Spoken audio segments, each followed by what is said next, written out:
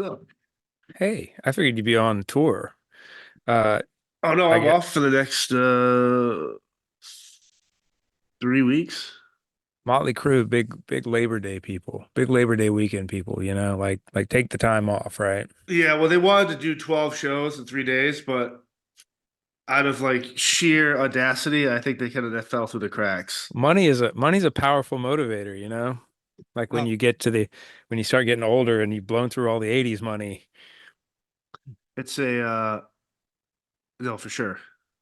I'm joking about that, by the way. I know nothing about their financial situations, but I'm sure they are nothing short of spectacular. Yeah, I can honestly say I don't think we ever have to worry about them worrying about a wireless cell phone bill or a Netflix account. I think that each one of their family can have their own account for Yeah, Netflix. okay. Everybody's got a cell phone. Yeah, We're good. yeah. But we were in Mohegan Sun 2 days ago, and it's always funny going back to like because last time you guys were there, you guys got to the Hall of Fame, and so it's always kind of cool going back into these familiar venues and kind of seeing what other times you've been there. That venue's super rad. Like they're I love that Chris, place, man. Chris Archer, the production guy, is amazing, and the whole staff was great. But it's just kind of cool that you go by backstage, you see the walls where all the bands have been there and artists have signed stuff, and Yep. it's kind of crazy when you go back and you look. I was trying to find some obscure stuff, but it's like when you see somebody like Aerosmith that played there a whole bunch of times, and now they retire recently. It's just kind of like stuff like that's like a really cool like reminder of like the history of music and just kind of going by there and be like, man, this is these artists played here and now they're retiring or they're gone and stuff. So Yeah, every so often we play a venue that's been there for a long time, and a couple of the venues, it's like I'll see where artists have signed the wall and put the date, and then I realized I was at that show, like when I was a kid. Like it'll be like Van Halen in the '90s, yeah, or an Aerosmith show in the early 2000s, or something like that. And it's like, oh man, I was at that show, right. and to see where they signed the thing backstage. It's really cool, man. Like, we are by no means done Shinedown, but it is interesting getting older in the business, like you sort of have the generational thing where it's like Motley Crue's a generation in front of us, and or maybe two generations in front of, I guess, two generations in Yeah. front of us if you think about it. I mean, the 80s, if you take the eras as a generation, I guess it really is not that, though, because if you think about, maybe like you'd have your Motley Crues, and then you'd have your Soundgardens or Nirvanas, Yeah. or whatever, um Pearl Jams, right? But like that's kind of the same generation, because they're not that far separated, I guess. They're separated by an era, but not by time that much. If you think about it, Dr. Feelgood came out in what, like 80? 81. No, Dr. Feelgood came out in 89, 90, right? 89, 89, 88, 89, I Yeah, yeah, think. yeah.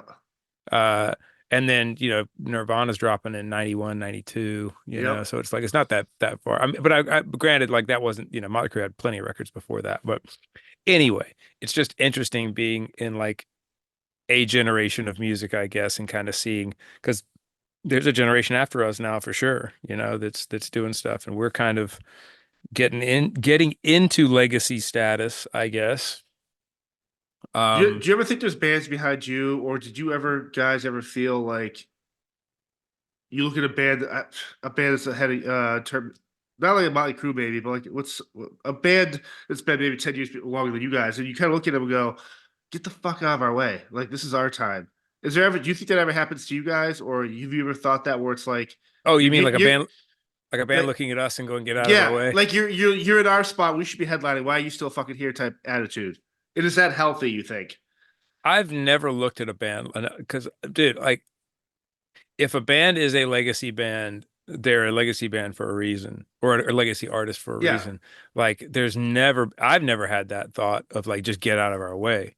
Um, uh, what can happen is when you're firing on all cylinders, like, just this is just a hypothetical.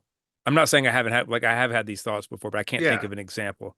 And I probably wouldn't give an example anyway, just out of being tasteful.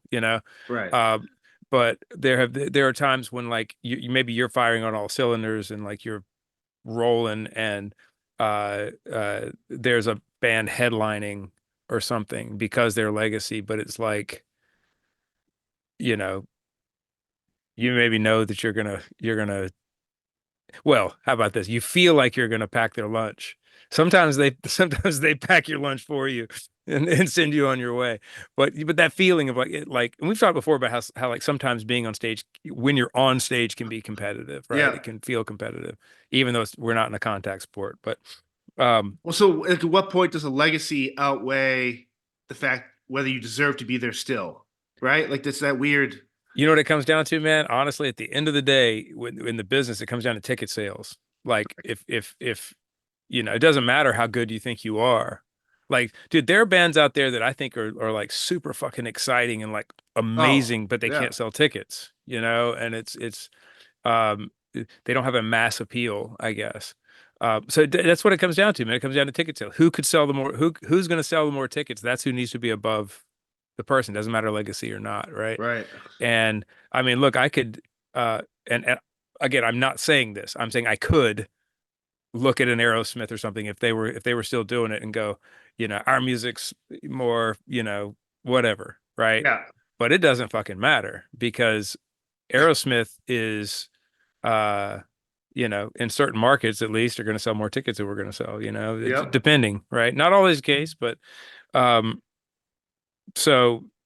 I always feel like I have to be so careful talking about this stuff because I don't ever want to come off as like cocky or something. That's not the point. We're having just an honest conversation about it. Yeah, no, But yes, correct. I mean, there have been moments where you're like, oh man, I wish that why aren't we headlining this?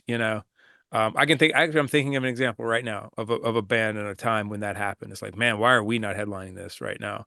Yeah. Uh, but then you think about who that other band is and the catalog and the history and all of this stuff, and it's like then it makes sense. You're like they're like they because of who they are, Right. and so but I've never had that feeling of would you just get out of my way? Like ever. Like that's Yeah. not a thing. Um, you know. But I'll be honest, man, like we really do like, you know, we try to stay super humble in our band too. I mean, you know, and this business is humbling. Like we've had some stuff lately where we're talking about doing certain things, and it's like you kind of get brought back to reality in a certain way about maybe where you are, where you think you are versus where you are. Right. And I don't think that'll ever change unless you're, Metallica or something, like I don't think they have to worry about that. I think they just are who they are. Iron Maiden, right? Right. Um, Ed Sheeran or whatever, it's like, uh, but we're still trying to be the biggest band in the world, right? Right. That's what I've always said. We're always trying to be the biggest band in the world. When you're trying to be the biggest band in the world, you're going to get humbled every once in a while by your reality. Uh, and so because of that, we would never say get out of our way. Dude, Right. how about this, man? I think back like Rockfest Kansas City 2013, we're headlining, I think, that one. And dude, there was this band on before us who I'd heard of, but I'd never seen before. They were on like probably 3 o'clock, 4 o'clock in the afternoon, called Five Finger Death Punch, and by the way, like Ivan was cool as shit that day and everything was awesome. I just never met him before and I never really heard him before. And I went up and listened to him play and I was like, man, this band is really, really tight and solid. And I didn't know anything about Ivan being in a former band or anything like that. Yeah. What was the band called that he Motor was in? grader. Motor Grader. Yeah, Yeah. right.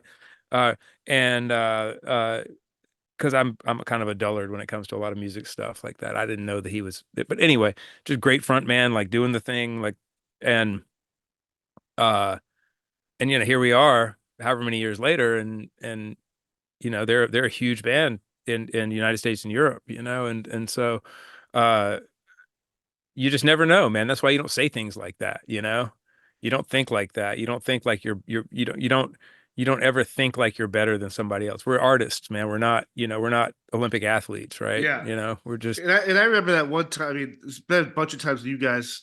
Because you do bring the live show, and it's like I think it's intimidating for people if they don't live up to Mm. par. And By the there's a way, I'm thinking, sorry, but by the way, now that I'm thinking about it, it was earlier than 2013. It was earlier than that for sure when I saw them. I Yeah. just didn't want to like act like I was, no, it was earlier than that. Probably it was probably 2010 or something. Yeah. But anyway, It's almost like some of these people that we've had interactions with after you've played before them, whether a festival or whatever it was, they had so much ego that they were like they were pissed off at you guys. it's happened recently. Yeah, that's why I'm just kind of like, you should be happy. Like it's funny because we were doing something. We're the other day with Motley Crue, we're just shooting the shit, and they're like, "Man, if we could just play at like 8 o'clock, done at 9:30, have a band after us, it'd be the fucking way to go. We're too old for this Yeah, shit." And right. I'm like, okay, so you get like you can have fun and Yes. drop. You could be protective of your legacy. That I think some ego is obviously healthy, Well, but you have to look. Yeah. understand that. Hey, man, we're our mortal coil is slowly dwindling, and let's have some fun while we can enjoy it. Well, because I think that, you know, you do look, man, you are dumbass kids at some point, and you do go through that period of like piss and vinegar, and we're the best band on this bill, and you have to. Why Like wouldn't you? if you don't have that inside of you, I'm not saying you let it out and you tell everybody about it, but if you don't have that inside of you, you're in the wrong place. Like we have uh Ed Baker, our tour manager, puts a sign up backstage for us. We've never asked him to do this, but this is a quote that he came up with years ago when he tour managed us the first time. And it said, if you don't want to be in the biggest band in the world, you're in the wrong place. That doesn't mean that I walk around going like I'm in the biggest band in the world. But like if you don't have that attitude at some point in your career of like, you know, we are the best band on this bill, like you're not you're in the wrong business. You can't go up on Yeah, stage and go, man, I hope we do okay tonight. It's you better go up there and take over the thing, right? Or right, try to. right. Uh, but the reality is at the end of the day, what you're talking about with the Motley Crue guys, how it's like you can take yourself way too seriously. Correct. And if you let that feeling of the feeling that you take on stage with you, we've talked about the difference of like being on stage and going, taking that attitude on stage of like, I'm going to annihilate right now. But if that follows you off the stage into your interactions with people or how you treat other bands, there's no fucking time for that, man, at all. And again, we had that experience recently with a band that's come up and gotten some notoriety recently, in the past couple of years. And they're doing better and better, and that's great. I love that. But man, there was some serious attitude from their crew and from them toward us, which was interesting, man. I was like, what is this about, Um, Well, it's safe to say we ate their after show after their set before we went to ours. So well, it is a very weird, super. Yeah. Again, I'm not gonna say who or what, but it's just like you walk up there, it's like it just seems weird because it's like the crew stuff I never understood, like the crew bad crews going at each other because it's like I kind of do understand that in a way, though. I I'm like, understand the psyche of it. it's my cable ramp, it's my fucking space. And it's like, hey, we're the headliner, like calm down. And then I don't know, it's just Yeah, weird. I do understand. Well, remember what I said before about like how, um, crew guys. We talked about this recently. How crew guys can kind of have attitudes, and Yeah. they're the rock stars a lot of the time. Like they're the. I mean, at least in our camp, and I'm not throwing our crew under the bus. I love our crew, but uh, there are times when it's like, who is it's like, because honestly, we don't walk around acting like rock stars during the day or Right. anything. Like we're just we just hang out and whatever, shoot the shit with everybody, and everybody's cool and equal and everything's fine. But like some of the attitudes from the crew can be like, I'm super important, and so you get a bunch of those dudes together Oh. from different camps, and then they're like, Early I'm the load in. most important thing here, Yeah. my my I need 20 feet by 20 feet on the side of the stage for my world, and you're just Right. gonna have to deal with it. And it's Right. like, man, people would get a kick out of being on tour, I think, for half a second just to see how it operates. Like it's or see what goes down, uh uh with crews and stuff, man. It's It and feels like it's like by 40% physical, rest is mental. oh dude, It's it's just a game. This will psychological break you down. psychological games. And dude, it's broken me down, it's like it'll get to you at some point. It will get to everybody. At some point you've done a tour that's so long that you're like that you don't feel like a human being anymore. Yeah. Yeah. And so those guys and girls live in that world, right? You do too, man. You know, where it's like I can check out of it because I have one I like piece. checking out more now. So yeah. I don't blame you. I have this one piece that I'm responsible for, which is the band that I'm in, and when we're off tour, I'm off tour. But you know, for some crew guys and girls, man, it's like, well, we just finished this 8 week run. Now we got to go out and do another 12 week run with this other band because that's their job. And Yeah. so, like, you just get to a point where you don't feel like a human being, man. You know, and so you compile all of that, and again, this sense of like the healthy attitude of there's a healthy part of the thing I was talking about uh, you know, we're the best band here. We're the most important band here. Yeah. It's fine to think that internally on some level, and but then that goes to the crew too, you know, and so the crew will think that too, which is healthy for your team, but those guys are savages, man. Guys and girls are savages, and they're like it's very tribal, you know, and I mean they will like you know, sometimes it spills over into physical stuff, right? But like they will come right up to that edge of like, Yeah. you know, and these are people that have to work together in other crews, you know, and it's Right. like it's that thing of like you can be friends off the field, but when you get on the field for a football game, you know, you're my mortal enemy, and it's that kind of thing, man, where they'll poke each other and get Right. at each other and I mean right up to the point of like I mean we had Like, something on last year or year before a couple tours ago uh where like these people that I've seen work together for years, like these are people we know very well. they're on the Like same bus together. right. But these are people we know from, but they're working for one camp, and we have our camp, and like it just came to blows on like the third show of this tour, you know, and it was just over like over the footprint of how much space you're going to take up on the side of the stage, and it's just like, And that usually when it causes me issues or problems is when I get like kind of like big pissed off. Like, dude, why are you creating more work when you don't need to? But that also tells me that they give a fuck enough that they act that way. And I'd rather have that type of vigor than someone that was just a pushover either way. Kind of like, yeah. I don't know.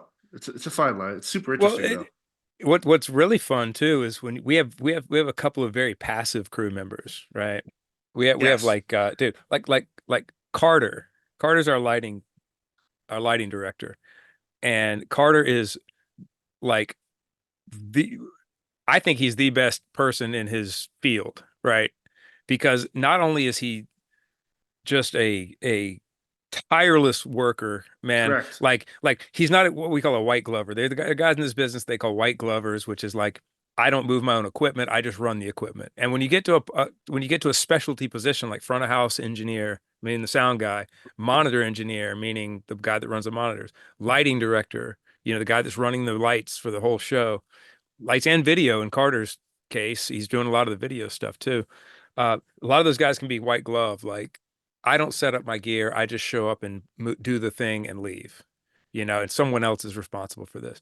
And we don't have a lot of white glove people around us, but Carter's in a position where he could be white glove. Oh, And for Carter sure. is the guy that's like, I didn't know this. There was one tour recently where like he had been having to like put on a harness and climb Yeah.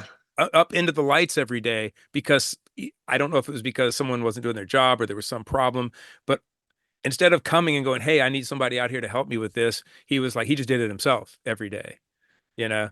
And Carter is like the sweetest guy you'll ever meet. Like he never raises his voice. Everything's fine, man. I'm good. How are you? He's got his if you follow Eugene the Minion on Instagram. Instagram, he's got his little Eugene the Minion that travels around with him. He takes pictures of him everywhere.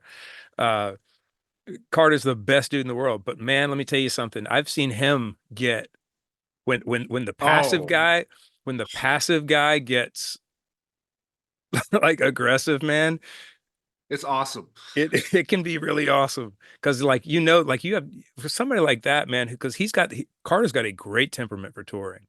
Like Yeah.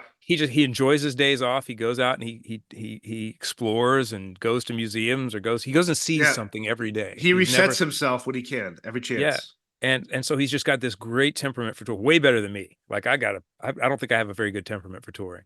He's just so he and Aaron, they're like perfect. They're perfect for touring. They're built for it. Uh, but man, let me tell you something. When he gets pushed too far, it's something to witness, man. When that guy gets pissed. He also went on that really cool fitness journey too, coming out of the pandemic, losing weight. He Like did. doesn't Yep. really drink as much, eating healthier. But it's just he's such a rad dude, man. Because he's one of the first crew people I met in 2017 or 2018. And this is when we were like, I mean, we were all a bunch of this crew was out. Steve, like all the people that we were in some bar in Wisconsin, and I had really never met Carter. I always saw I look when I first met him, I was like, this guy's fucking. I basically thought this guy looks like a White Glover, just Yeah. because the way he doesn't look like someone that would mentally and physically kick the shit out of you.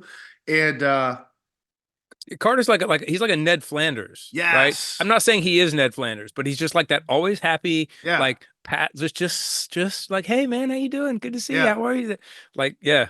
And So we were drinking, and then we are doing. I think I had ordered car bombs, and I had of done course one. you had. But then he started going toe to toe with me, and then he did another one before I even get to another one. He looked at me, he's like, "You're a pussy," and that was like one of the first things he said to me. And I go, "What?" And then he just starts laughing. He's like, "Oh, Barry, whoever put me up to it." I'm like, "You motherfucker." Dude, like just He's like awesome, good yeah, dude. dude. I mean, we're very blessed. Like I know everything I just said about crew being rock stars and stuff, man. Carter's not one of those people. There are,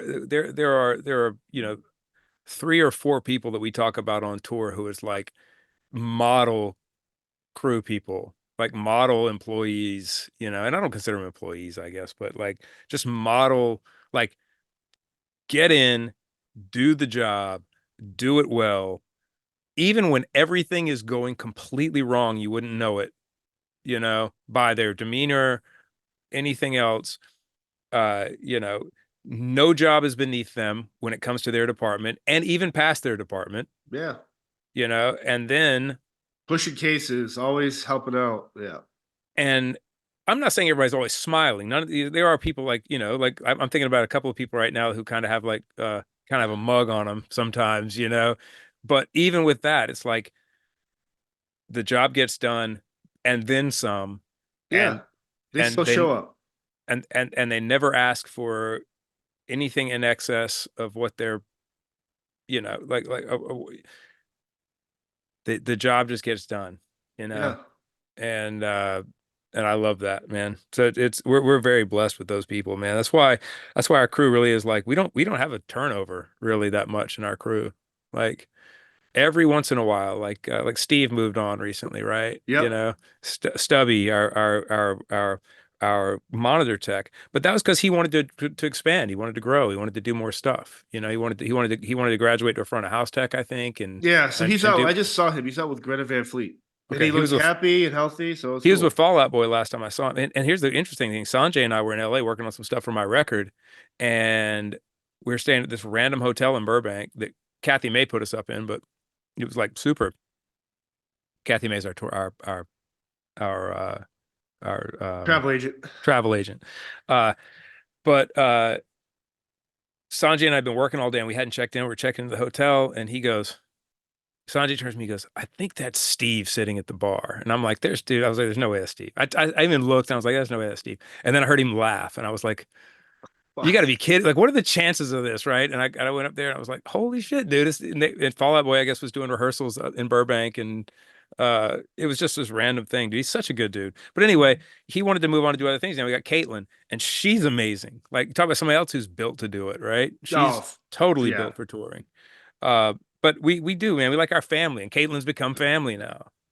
It's like so we're very blessed in that way. And I think a lot of it has to do with the fact that we don't treat our crew as like outsiders, you know. yeah. Even the I'm not vendors are. They feel like they're part of something, not just a number.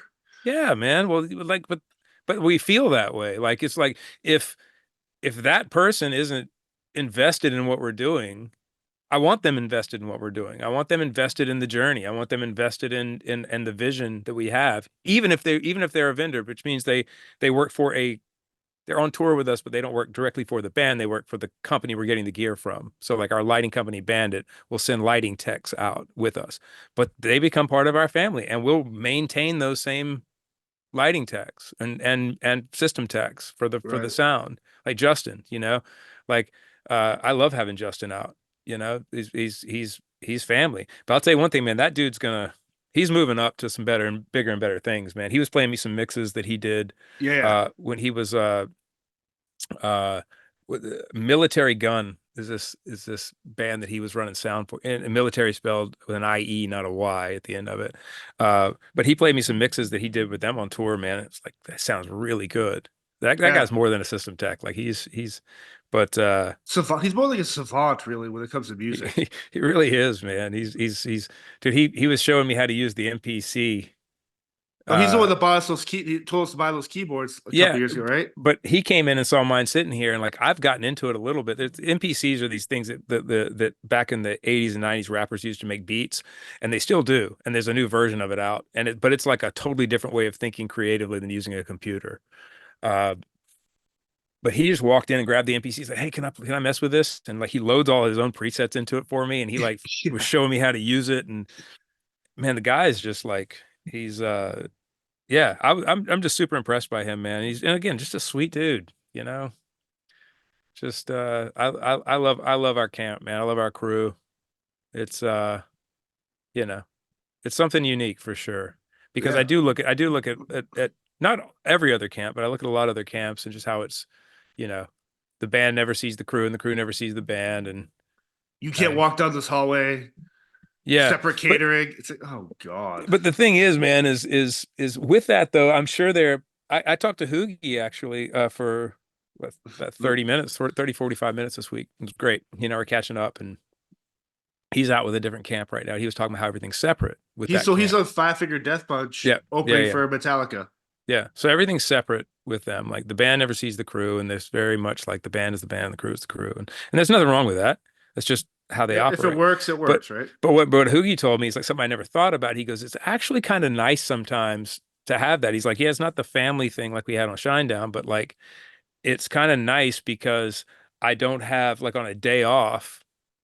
I'm not going to run into a band member on a day off and be told about some problem and have something to think about. You know, he's like, it's not always business all the time. It's like, that's one of the things that happens is like when you're around the band all the time, we're always thinking about stuff or scheming on things or whatever. And we want to talk about business or talk about the band and so you guys don't have to deal with that as much, Right. I guess, when it's separated out like that. But I Before don't, we jump into like the Bigfoot stuff, because I know we have to talk about that. How is we your do. arm going? How's the recovery?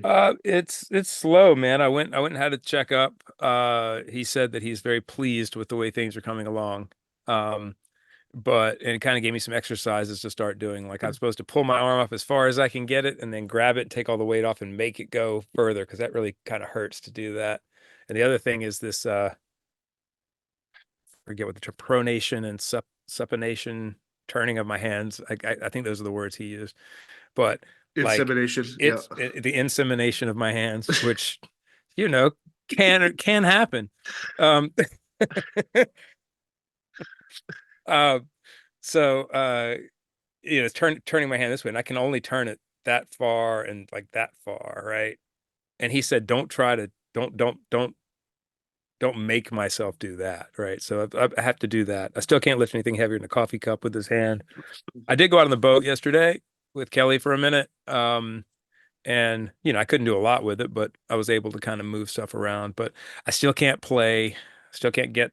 I still can't get my hand around to where I can play without pain. So there's a chance that, and I'm not saying this is what's going to happen, but there's a chance that show we have coming up in Alabama, I might not be attending if I can't get this figure if this won't start to cooperate because it's not so much it is the pain right now, but even with that, it's very weak right now. My arm's really weak and my muscles are weak because I haven't used them in a couple of weeks. Like, how So, hard would it be? Weird would it be for you to sing a song while someone like Josh plays bass? Like well, that'd that's be. what Brent's like. Why don't you just come with it? Because we got Josh on standby Yeah. in case I can't make it, right? Because I don't know what's going on, and which is always just the weirdest feeling. I love Josh and I love the fact that, but it's a weird feeling to like not be able to play with your band. It's like it's the worst. And Brent's like, why don't you just come and sing? And well, I was like, that'll look so ridiculous for me standing on stage just Because you're singing such a in front of. moving, you're such a huge part of the actual show when it comes to you're moving around. It's like you just standing there. Or are Well, I you mean, running around without a well, base? yeah, I could run around and be like with the Boss Tone for the Mighty Mighty Boss Tones, Yeah. just like like carrying a flag like up there, like a hype man for a reggae band, Right, just right. like Tambourine. yeah, yeah. Fucking fuck. I could do my best Josh Todd impression from Buck Cherry and like walk around the tambourine, like Shirtless. yeah. I Yeah. will not be doing that, but not yet. I'm on my way back. I'm getting my health back, but or my shape back, I guess I should say. But now is not the time. So I mean, I'm hoping to be there. I'm hoping that's going to happen. But if maybe maybe not. I don't know. I guess I have was that 3 weeks or so, right? Yeah. Yep. Yeah. And I'm 6 weeks away from being able to hold anything heavier than the coffee cup. So it's not really about holding the bass, it's just about being able to play it. But like I'm better now than I was. Like I can at least get it here. Right. I mean, there was a time when I couldn't even get it up past this point, right? But it's not so much the getting the arm up, it's the getting the arm up and getting this hand rotated. Well, the amount of control you need for that arm too, how you play is Yeah. And then playing the piano, the other thing is like I can turn my hand all the way over like this, but I have to pick my arm up like this to do it. So it's like playing the piano. I'd be like, it's like Count Dracula. da da da da da. Daddy, would you like some sausages? Sausage, yeah, that's what it is. Or what's the movie? Forgetting Sarah Marshall when he's doing the Oh, Dracula dude, Zach kills that. Dracula song. Oh man. Zach loves that song. He loves the Dracula's Lament is Yeah, what it's it's called. so good. What so do you want to kind of like okay, so before we jump to the Bigfoot stuff, like what was your first like not interaction with one. What was your first like Well, John, we do a podcast. like when did you first hear about it? Was it something like your parents or like a news thing or like just people talking? Like how did you hear about it the first time? The first thing that I ever remember hearing about Bigfoot or seeing a Bigfoot. I had a book when I was a kid, and I wish I could remember what it was called. My mom's probably still got it. It was some sort of scientific book, but it was about oddities. Like, So it had like the Loch yeah. Ness Monster in it, and it had Bigfoot in it, and it had like UFOs and like, but it was like 70s, early 80s. But I remember the picture, that still photo from the Patterson Oh, Gimlin film. Ghibli. Yeah. Yeah, of Patty is what they call that Bigfoot, right? And to this day is considered the best video evidence we have because not and everybody says it's grainy and it's this and that, but like that's not a person in a monkey suit. I mean, there's just no way the best monkey suit technology they had in what was that in 66, Yeah. I think, or 65, one of those two when that was filmed, was Planet of the Apes. Yes. That's the best we had. And a lot of people who don't pay attention to that film, they just kind of dismiss it, don't realize that there's muscles moving under the fur. There are breasts, it's a female, and there are breasts hanging down like she has young, or that's 1967. just the Yeah. okay, yeah, 67. So that's just the like there are breasts on the Bigfoot, Yeah. and Pendulous breasts. yeah, and the gait and the way it's walking, and there's a gentleman named Dr. Jeff Meldrum, who's been around this a lot. He's a doctor, I believe, a doctor of anthropology at the University of Idaho or something. It's in Idaho is where he is, but he studied primates for his whole career, and he's the guy that first started studying the prints, the footprints, the castings, and he can tell you when it's a fake casting and when it's a real one, and he gets into the anatomy of when something walks and the way that the bottom of the foot looks and the way the primates' feet look versus human feet, and the fact that this is a combination of those things, and it's very interesting. But anyway, Jeff Meldrum has studied the castings uh, uh, from the Patterson Gimlin film. That was in California. I forget. So bad about this. See, we're going to talk about Bigfoot. I'm going to forget a lot of details, folks. So It was uh, Bluff Creek. Bluff Creek. That's right. So he studied the Bluff Creek castings, and he's like, these are real. They are real, and they match the gait that was going on in that film. Uh, so, uh, so my first thing I ever saw of Bigfoot was being a kid and opening this book up and seeing that image of Patty looking back at the camera, that famous thing. Uh, and reading about it.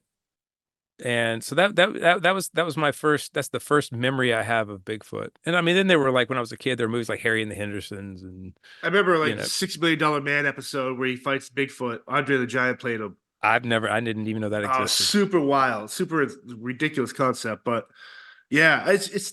I had a uncle. Well, I have an uncle that growing up, like he's into Bigfoot. Like he will hike the Appalachian Trail. He's always going to these places to kind of like try and find it. I mean, that's his ultimate goal. It's super fascinating because obviously we all get the family together. We all make fun of him, right? Because you have to. And but like it's cool. Like he's so like in love with the idea of this type of uh crypto zoologic Cryptozoology. Yeah. yeah, this whole Yeah. concept of that. And he even goes further as like studying like branch snaps and like Oh, dude. Yeah. trail, like whether it's a deer or bear nesting on the ground versus a heavier type humanoid type thing that's sitting in a bramble bush. And it's such a I just love that people are so in love with the idea of this. Yeah. Yeah, man.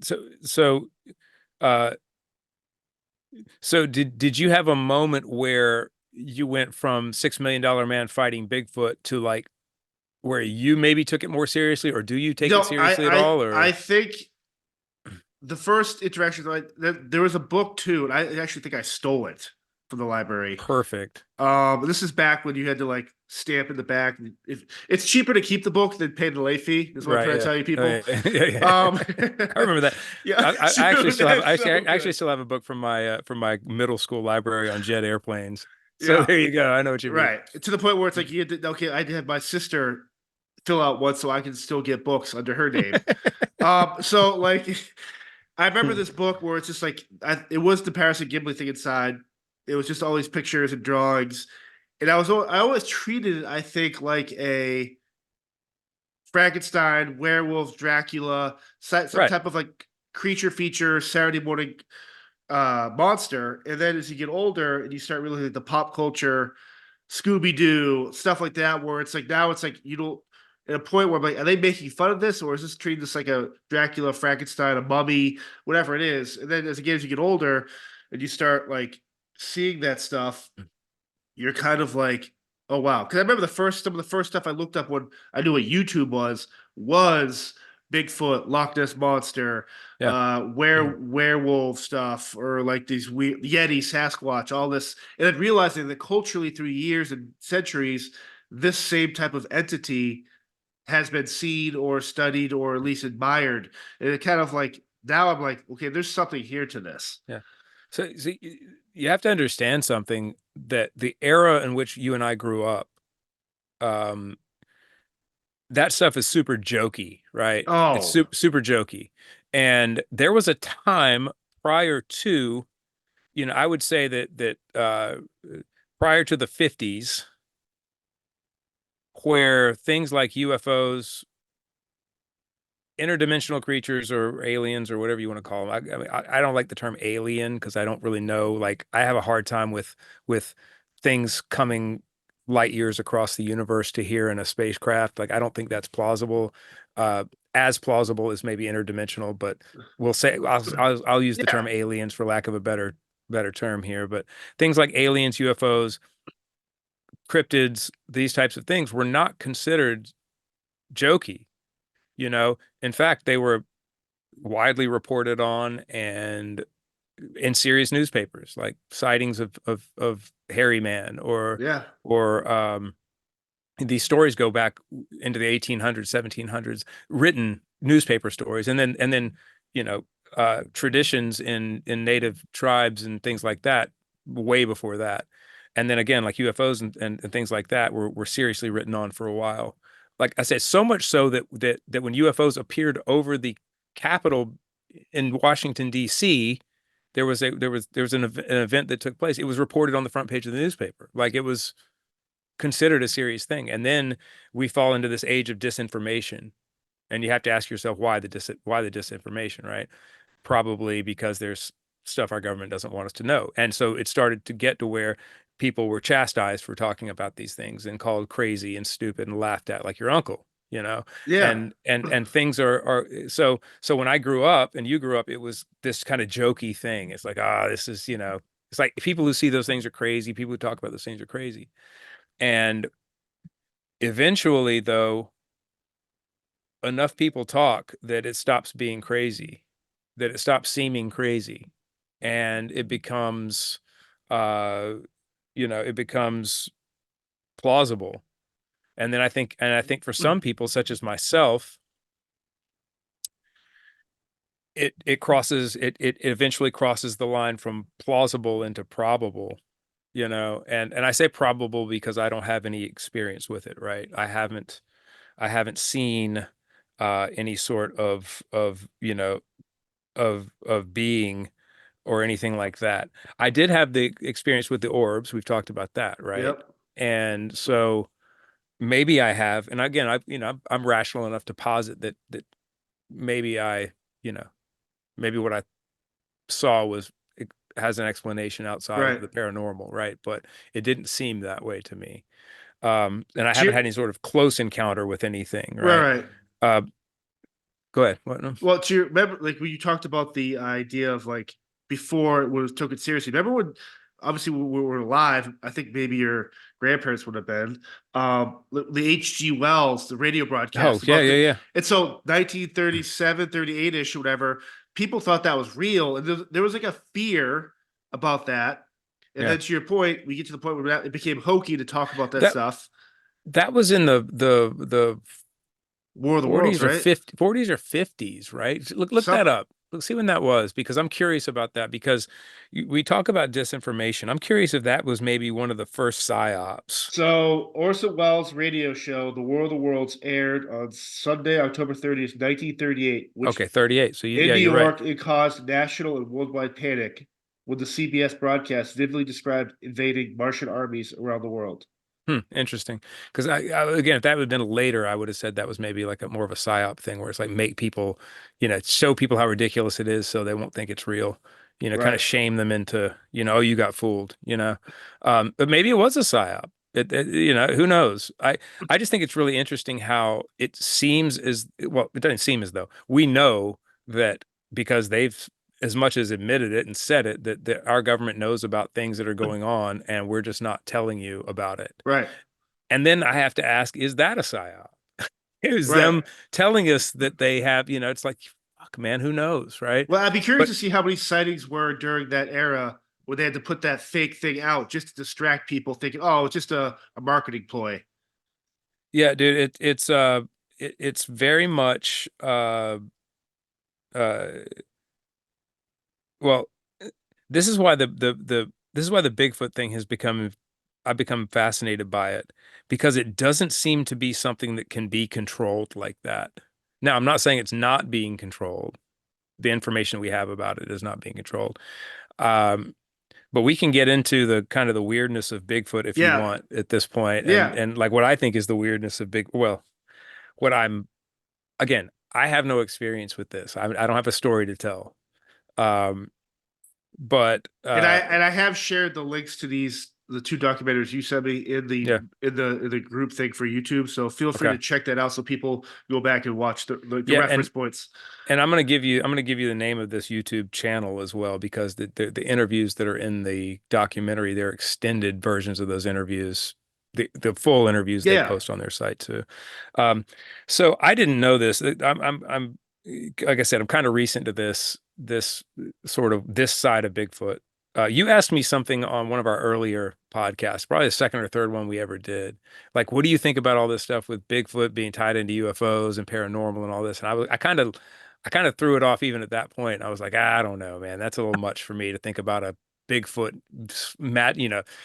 mashing up with aliens and all, and or that kind of technology, and like it just seems that seems a little much for me. I think Bigfoot's probably this undiscovered primate ape that's walking around and whatever. It, Um, so I didn't know prior to this that there are two camps of Bigfoot hunter. There are two camps in the there are two factions in the Bigfoot world. They're the what people call apers, and then there are the woo people, right? Woo woo people. The apers are looking for an ape. They are looking for a primate. They are looking for hair samples and and wood knocks and footprints and physical evidence. There's nothing more than that. It's an undiscovered ape, and anybody who thinks otherwise is an idiot. And then you have the woo side, and this is the side that I've fallen into. And I think that maybe it has to do with the fact that I'm open-minded about things, but also the fact that uh, a lot of what these people talk about cross-pollinates with that orb thing that I've had an experience with, and with a lot of the stuff. I'll go back to Chris Bledsoe, and a lot of the stuff that Chris Bledsoe has talked about with dealing with the orbs, or the beings in the orbs, the aliens, if you will. Um, so just saying that makes me feel stupid, right? Like, but when you start watching and listening to this stuff, it starts to make a lot of sense that I've I discovered this YouTube channel called A Flash of Beauty. That's what it's called. It's called A Flash of Beauty, Bigfoot Reveals, right? And I don't know how I stumbled across it, but I stumbled across this one particular video um, with this gentleman talking. And I've got my iPad in front of me, by the way. I'm not being rude. I have it down here for reference, so Yeah, I'm I trying to look can up shit too. yeah, so I can uh get names right and whatnot, because I'm horrible with remembering stuff like that.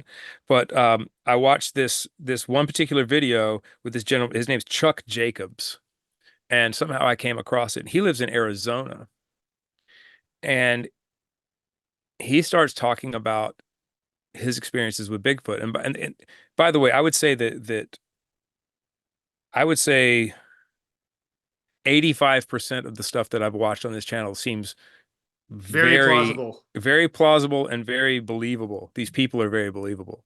Like, these people aren't out trying to make money off of this. They're not out trying to capitalize on it. They are on a documentary, Right. but I've never seen these some people, like some of these people are on like 5 different shows. yeah.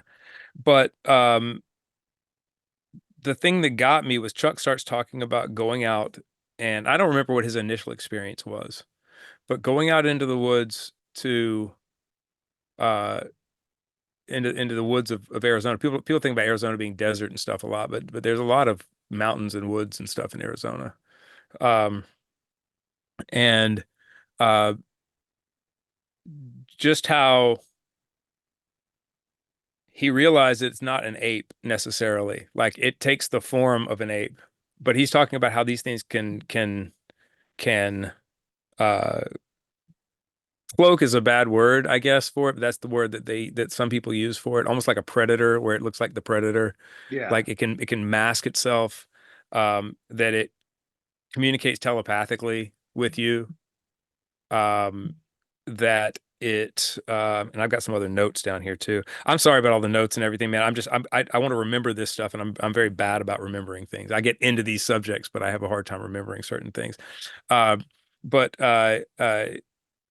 how he was basically told, not in so many words, telepathically, that, like, if you want to see us or you want to experience us, no technology, no weapons, no anything.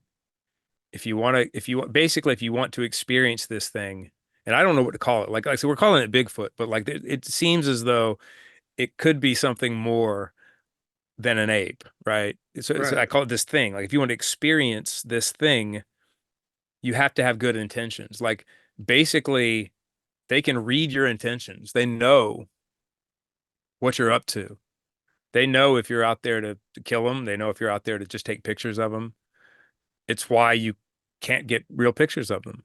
Right. They don't want you to. It makes a lot of sense when you start thinking about this thing in more of a paranormal, metaphysical way. Um, that once and it's a strange thing. Like, even the people who get used to it, quote unquote. Um, there's a woman named Arla on here, Arla Williams, is her name. And she on her property has a family of them that live there. And she talks about the same things. They communicate telepath. They call it mind speak. Some people like they communicate telepathically. They can tell you they can tell you their names if they want to. Like she knows what some of the names are. And if they choose to materialize so you can see them, they are large bipedal, you know, Yeah. creatures, right? But they don't necessarily have to let you see them. Like they can be, and one of the other things I was fascinated by was people saying they're all around us, like they're everywhere. They just choose to stay at it. And some people talk about the vibration, like Tesla talked about everything's vibration. Like if they live in a different, if they keep a different vibrational state, so you can't see them, right? And look, I know all of this sounds wacky and crazy, but through watching a lot of this stuff and then listening to some other, not just on this site, but other sites, like listening to people talk about it, they they they talk about how uh well actually Edgar Mitchell, this is a great quote. Edgar Mitchell, who was one of the Apollo astronauts, walked on the moon. He said there is no paranormal. There's just normal that we don't know about, Yeah, it was awesome you quote. know. And so the another thing with these is the orbs. Again, people will be in the people that go out there a lot and try to really genuinely experience this. Um, Again, for some reason, audio recording doesn't seem to be a problem for them. So if someone's audio recording something, a lot of people audio record, and you can hear howls and growls and things, but big problem with video recording, big problem with guns. Uh, uh, one of the best stories on here on that I'm going to kind of give this away, but on that documentary, it's that Arla Williams lady had taken this gentleman named Rick Taylor. He asked her, he's like, I want to experience this, and so she took him out into the woods to experience this thing. And it's interesting to watch her tell her version of the story and him tell his version of the story completely separate from each other and how they're talking about each other and what's going on with this interaction. But Rick is an ex-police officer, so he's got a sidearm, he's got a gun. And Arla takes him into the woods where that family is that she knows. And suddenly Rick's never had an experience with anything like this ever. He's never had an experience with anything like this. He just wants to experience it. And Arla has that connection. So she walks him out into the woods. And as they're walking, uh, he gets a mind speak message from somewhere telepathically. And it just says, why are you carrying a gun? That's the first thing. Why are you carrying a gun? And he stops. And Arla talks about how he stopped. She saw him stopped and she wondered what was going on. And so he kind of telepathically says back to whatever this voice is, like, I've always carried this weapon with me to protect my family and the ones I love. I mean you no harm. I won't use it at all to harm you, Yeah. whatever. And then the voice says, step away from Arla. And Ooh. so he steps away from her and he stepped away from me for some reason. I don't know didn't know what he was doing. So she's telling her version of this as he's telling his. And he said, as he stepped away from Arla and got away from her, up in the trees, these two bipedal, one about 7 or 8 feet tall, one about 9 or 10 feet tall, appeared and made themselves known. Like just appeared. Kind of. He said it's almost as if they stepped from behind the trees, but it's like they weren't there and then they were there, and they showed themselves to him. And he said it really looked like a large male and a smaller female, but even the female was 7 or 8 feet tall. And this is a guy who had never had an experience in his life. You Right. know, he just wanted to experience this thing, and he experienced the paranormal side of it. But again, people talking about orbs. I'll move away from his story, but people talking about how like they will see orbs, either orange or white orbs, which is crazy because that's what Bledsoe talks about. That's what I've seen, right? Orange or white orbs, always orange or white orbs, um, moving through the trees, you know, and that's accompanied by hearing footsteps, heavy footsteps that you can feel when there's no one else around, but all you see are orbs. Um, there's just an awful lot to it, man, that makes an awful lot of sense to me. The gifting thing is another thing, right? A lot of people's first experiences with these things are being brought gifts and odd gifts. Like one woman talked about how uh, uh, she was there to experience it, and she'd had some experiences before. So I think you kind of develop a rapport with these things, so to speak, and then the gifting starts. Um, and she had she and one other person were out in the woods, and they had their tent set up, and they had an experience. They'd heard grunts and vocalizations close to them throughout the night. Hadn't seen anything. She wakes up the next morning, and in front of her tent, like if you just unzip the tent, right in front of her tent is a muffler off of like a 1940s tractor. Jeez. Like just Yeah, because she why did. is She, this? she she she tried to find out where it came from. She took pictures of it and serial numbered it. It was off of like a 1940s tractor. She's in the middle of the woods, and this muffler is just laid there for her, as if someone's giving her something. The guy that one of the guys that runs the Flash of Beauty, and that's also they also have a podcast. The Flash of Beauty has a podcast that's really interesting, and they're short episodes, they're like an hour long.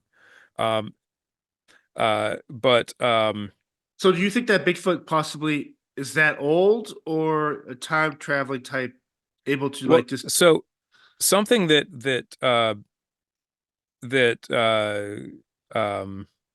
oh, what's his name? The first gentleman I mentioned, Chuck Jacobs, that he talks about is that their lifespan is much longer than ours. So the older ones, some of the older ones are, 100, 150 years old. yeah. So they've seen this shift of technology and this thing that's happened, and also humans kind of encroaching on their areas. Now they stay in their areas, evidently. Again, I say all this evidently because I don't know. I just find this fascinating. They stay in their areas, and some of them will move around. There've been people who've had experiences with the same the same entity, the same Bigfoot, hundreds of miles apart. From maybe they had one experience here, and then maybe a couple of years later, like it migrated somewhere, and it would speak to them and say, "Hey, this is whatever my name is, and I remember you," kind of thing. Um, but what was I getting at with that? Uh, but yeah, you're talking about the age. Yeah, so he talks about how it's how and a lot of people talk about this, how they're much older, and when they do materialize, the older ones will be more of a white color Oh. than. And funny enough, man, there are a couple of there's one kind of terrifying Bigfoot video that I don't know if it's real or not. I've seen it a couple of times, but these people come face to face with this white Bigfoot in the middle of the woods, you know. Oh. Uh, but anyway, I tell you, there's another person on here. His name's Rich Germeau, spelled Germeau, maybe Germeau, Okay. Germeau. He's a police officer. I think it might be ex-police officer now, but his stories are super credible about he has a two-part, they're an hour each. He's talking about this stuff. And he's had more of a spiritual, he's only seen one materialize one time, and it scared the shit out of him, dude. And but what people say is once you have contact once, it opens the door to contact again and again, evidently. Um, one of the things people talk about is this fear of dread, like terrifying dread. Like they're walking in the woods and all of a sudden they get this feeling like I need to run for my life. And it's just a feeling. Nothing's happened. They haven't seen anything. They haven't smelled anything. It's just this overwhelming sense of fear that gets put into them basically. And another thing to note here too is that by all accounts, from what I've read and heard and watched, that there are they're just like humans. They're ones that have good intentions and are good, and they're ones that are bad and could potentially kill you. You Right. know, it's just it's up to the individual. It's they are um again, I know I'm jumping all over the place here. Another thing that they talked about is how don't think about it as a creature. They're human. Like they are just a different version of us. Like they think like us, they have culture like us, they have families like us.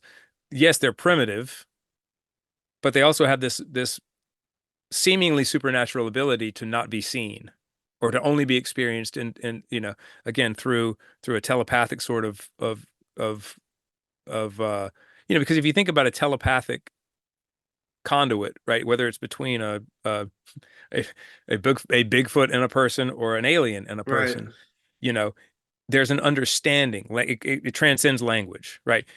You get that message from this being or Yeah. whatever, and it gets translated into a way that you can understand it. So in your brain, it might be English, but they're not speaking English, right? That's the thing that people do. Well, how would a Bigfoot know how to speak English? They're not, right?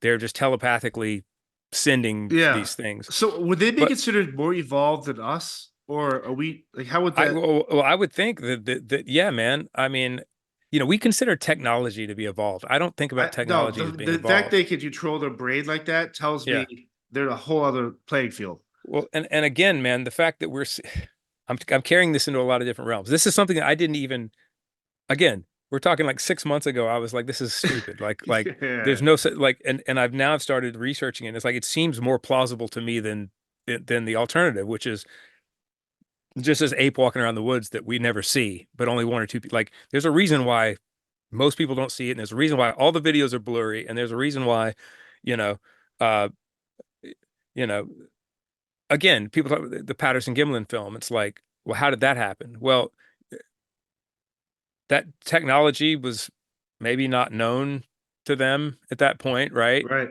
Um, Also, people have said, that this Bigfoot had breasts, right? Patterson Gimlin film. They call him Yes. Patty. Patty is what they call her. That perhaps she had young nearby and she was just wanting to lead them away from the young, you know? Um, but if you think about the well, let me go back to this Germo guy, right? This police The officer. cop. Yeah. Yeah, he talks about how he was trying to find them on game cams. He would set up game cams all over the place, and there would never be a video on the game cam. There would be like his game camera would have it would say like I have 400 videos recorded, or whatever, and but only three of them would work or something, and his camera would be twisted around opposite direction of where he had put it. And by the way, he's the only human entering this place, right? But like whatever turned it around wouldn't be on the video. Like those videos would be like scrambled or something. It would be very odd. But he goes to get this camera out of the woods at one point, and he feels this sense of dread. Like, oh, I was talking about how they could be evil or they could be not evil. He gets this feeling of dread, and uh, all of a sudden he starts hearing this grunt, and people talk about these noises that get made right by these things, and it's not just that they're making a some people say that like more people than not actually describe it this way, that it's like this mixture of like what like if you took a bear and a T-Rex from Jurassic Park and like an elephant, like something more guttural, and like all of that at one time coming out of this thing, and it vibrates your body. Like it's not just a noise. It's something called infrasound. A lot of people talk about these experiences with infrasound, which is subsonic noise, but it just moves you. Like when you stand in front of a sub at a concert, you Yeah. feel it, but you don't hear it. You're feeling it. There's this infrasound aspect to it. So he gets this feeling of just fear, like I got to get out of here. He's like, I'm going to get my camera and I'm going to go. And then this like guttural sound, and he looks over, and he's like, this thing appears by this tree, giant. Ow, that hurt. Giant. I keep forgetting. Giant. Uh, Bipedal humanoid hominid Yeah. thing uh that then lets out a scream that he sees, and then he's like, this thing moves to the side in the blink of an eye, almost like it didn't move as appendages, like it disappeared here and reappeared here. Right. And he's like, I took off running. He's like, I got out of there. His whole story's on this website. And again, these are credible stories from people. Not all Yeah. these people like I saw a Bigfoot. A lot of them are like, I experienced something that I'm terrified of and I never want to experience again. Right. You know, that's sort of the caveat to this thing. When I think about, because I think I hit you up and I'm like, hey man, this makes me want to go out in the woods with Yeah. good intentions, with no weapons. Now, you got to worry about bears and stuff if you go to the northeast or the northwest rather. Uh, but you don't have to be in the Northwest. Like evidently they're all over the place, you know. Right. Um, One of the things that we've but always made fun of my uncle is I think you're going to talk about, but like the fact that how come we've never found their dead bodies? well, I've said this before, like just on a if you're only thinking on a biological level, like and I think I've given this example when we were talking about Bigfoot one time before on here, but Yeah. you know, at one point, I believe the statistic was, I don't know if it's still this or not, but there are more deer in South Carolina than people. Right. Okay. The deer population is massive, you know, into the millions.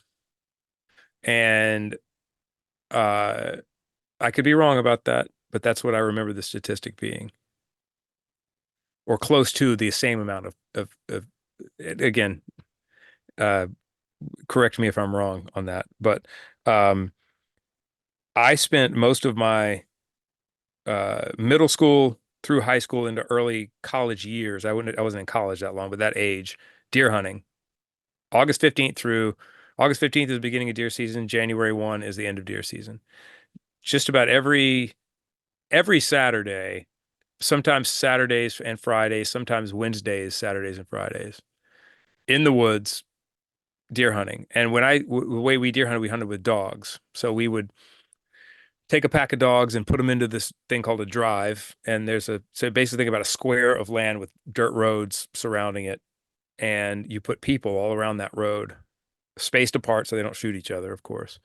Uh, but then you dump the dogs into the woods, and then the people who were it's called driving the dogs, there would be about two or three of us, and we would go into the woods with the dogs and walk through the drive with the dogs, getting the dogs excited, kind of hooping and hollering and trying to run deer out as well. So I would do that. So I've walked in the woods where there are deer everywhere. I only ever saw two deer skeletons ever Hmm. in all my time doing that. Yeah. Nature decomposes something, it decomposes it, man. It Yeah. goes away very quickly, bones and all, especially in the middle and you know, under the trees and the canopy. And it's people don't understand how much foliage falls in the woods and just how things just get buried underneath, and unless you come across a fresh grave or a fresh thing, you're never going to see it. Now, take into account, if you would like to take into account, if you can follow us into the land of what seems absurd, the fact that these things can appear and dematerialize. They have some sort of vibrational thing, or they have some sort of interdimensional thing that they can do where they can cloak themselves or hide themselves or be there and then not be there. When it's time to die, man, I doubt Yeah. very seriously they're going to materialize themselves to die, right? And if you think about the fact that they have a sense of community and they have families, like they're juveniles and children and mothers and fathers and they're evidently monogamous, and uh they have these family units and probably tribal units too. By some people's account, they're these, it goes a little bigger than family groups. It's like tribal groups that are there. It would make total sense that they would, if it was a materialized sort of thing, that they'd bury their dead, that they Right. would, if they're like us. I mean, I wonder what that innate urge is in us to bury our dead. It's an interesting thing that doesn't really exist anywhere else in the animal kingdom, right? It's like no other, but I think personally, I think it's because we have a soul and I believe animals have souls too. We have reason, and we have our cognitive abilities, or spiritual. We're more spiritual is a better word. And, you know, it's, returning us to the place from whence we came. And these things are obviously, or I say obviously, if you watch this stuff, it's obvious. If you believe everything that's being said, um, they are spiritual, very spiritual. And um, but the interesting thing is, man, is even the people who know that this thing is, they've had good experiences with it. Like they've been gifted things. There's a guy out here, Toby is one of the gentlemen that runs the site, or runs this channel called A Flash of Beauty. And his thing in the documentaries is he and his friend what's the guy's name? Daryl. They really, the stuff with them was all about gifting.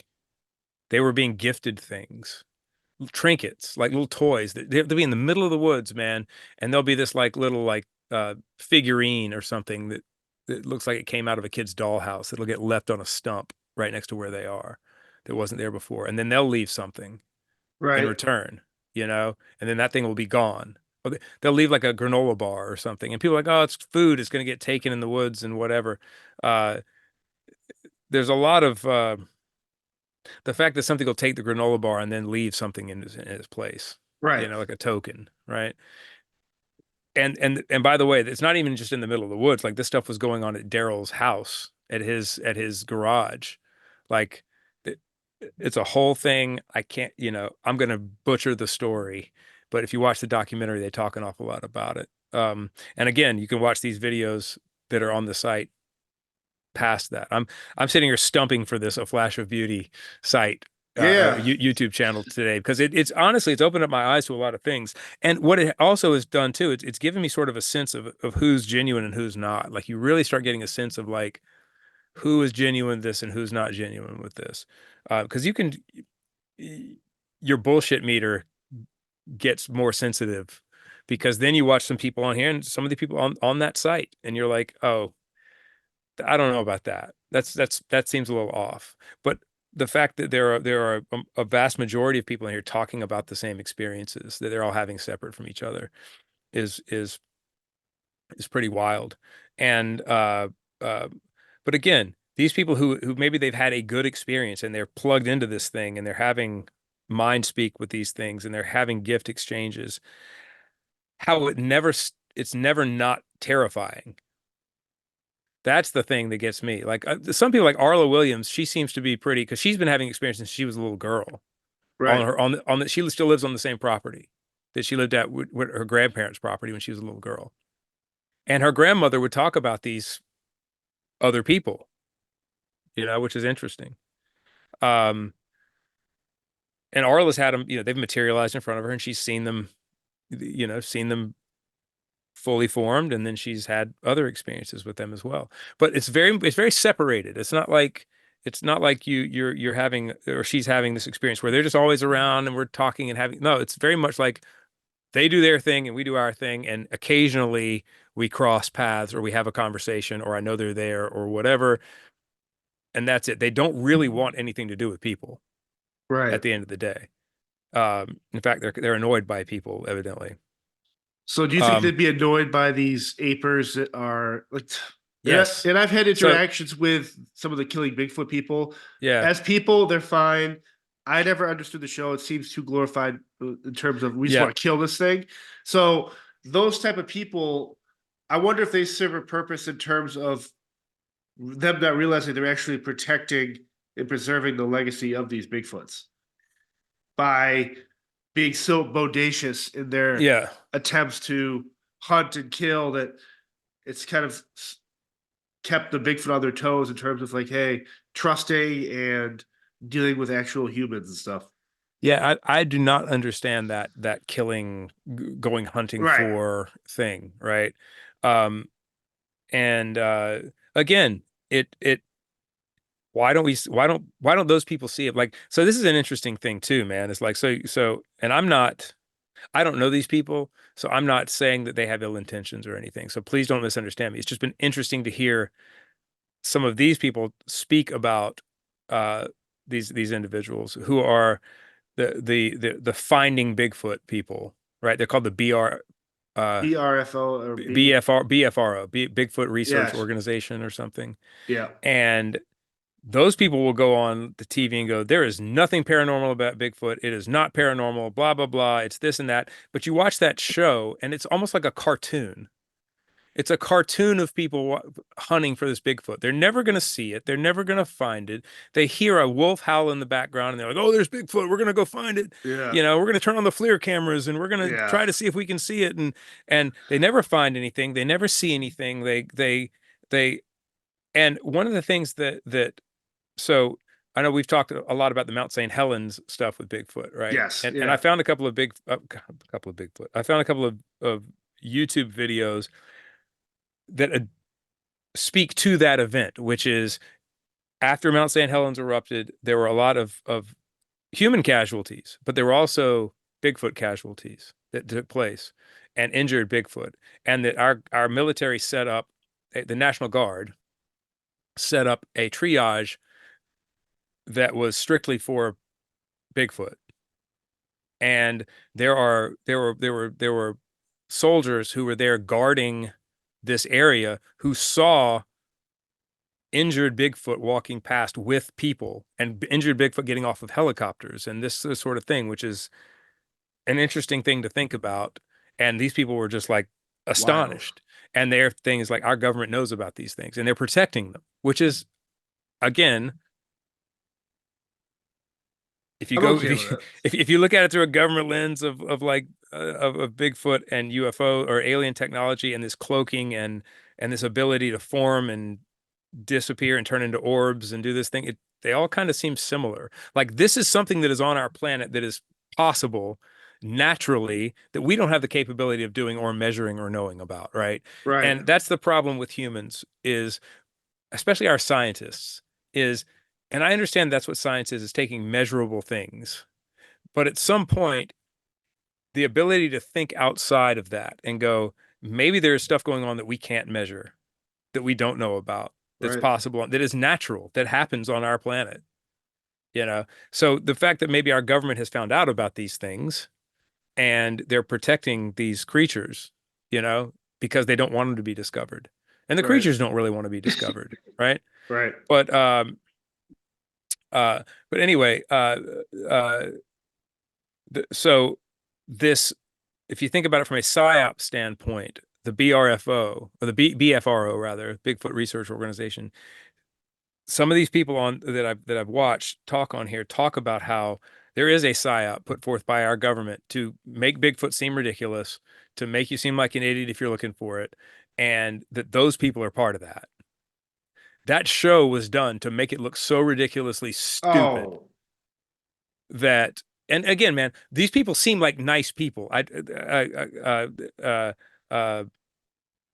not, I'm not casting stones at them, and I don't know. I'm not saying they're involved in it. I'm just saying that show might be behind the scenes is being produced because they know they're never going to see it. They're never going to find the it. title "Killing Bigfoot" attracts people to watch a show Yeah. just based on that name.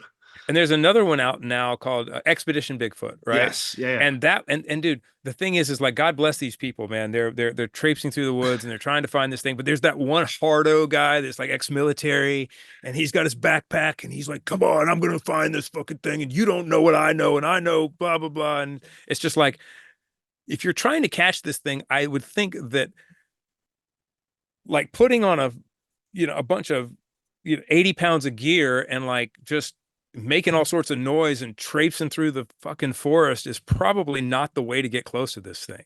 Right. It all seems wildly ridiculous. Every TV show that you watch on this subject seems wildly ridiculous. And so, but when I watch this stuff on a Flash of Beauty YouTube channel, and they're talking about this, it's not this big oafish beast that is lumbering through the woods. It can be that, but it's more elegant than that. And it's way more calculated than that. And it's way smarter than you are. Right. And it knows you're there before you know you're there, kind of thing. Like it can literally sense your intentions the minute that you get into its area. It doesn't have to see you, then all of these things about how like, well, it's no wonder these people never see anything. It makes total sense, and why random people who uh who have these experiences that, by the way, in some cases make their lives way more complicated, in some cases ruin people's lives, because then they spend the rest of their life trying to figure out what the fuck is going on. There are Right. people that have lost families and and marriages and everything else because of this thing. People aren't losing marriages and families and becoming alcoholics and all of this other stuff over something that doesn't exist or they didn't see or an experience they didn't have, Yeah. Who you was know? that? The one guy, that one documentary, that manifested itself as a deer and brought him into the field. Dude, that's an interesting one. So to that thing, I remember what you're talking about. Yeah. That's one of those moments that like, I find interesting, and it really is. Yeah. He basically he said, and I don't remember all the details. You probably remember better than I would. Uh, that S- he, yeah, go ahead. Something through telepathy or whatever, He kind was of having the based. mind speak, right? Yes, the mind Yeah, speak, where this thing basically wanted to lure him out to the field. Um, it's a meadow in the side yard, away from everything. His wife at the time and whoever, the dogs and stuff, to lure him out there. And when this guy got out to the field, he this deer, this buck, was kind of there, like kind of staring at him yep. in the other And corner of it this wasn't meadow. wasn't running away. It was just Correct. like It right was like there. Yeah, it knew to almost like he was knew he was meeting him there, yeah, and he kind of said he could hear him talking to himself, saying, "Hey, I know what your deal is. Um, I trust you.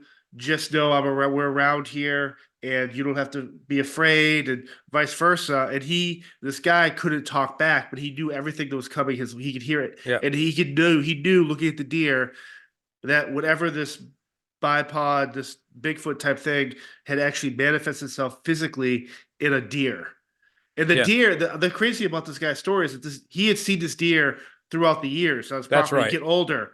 That's And right. he always had this weird vibe around it where it's kind of like it's almost like this deer was always watching him. Yeah. And so this mind speak basically said this.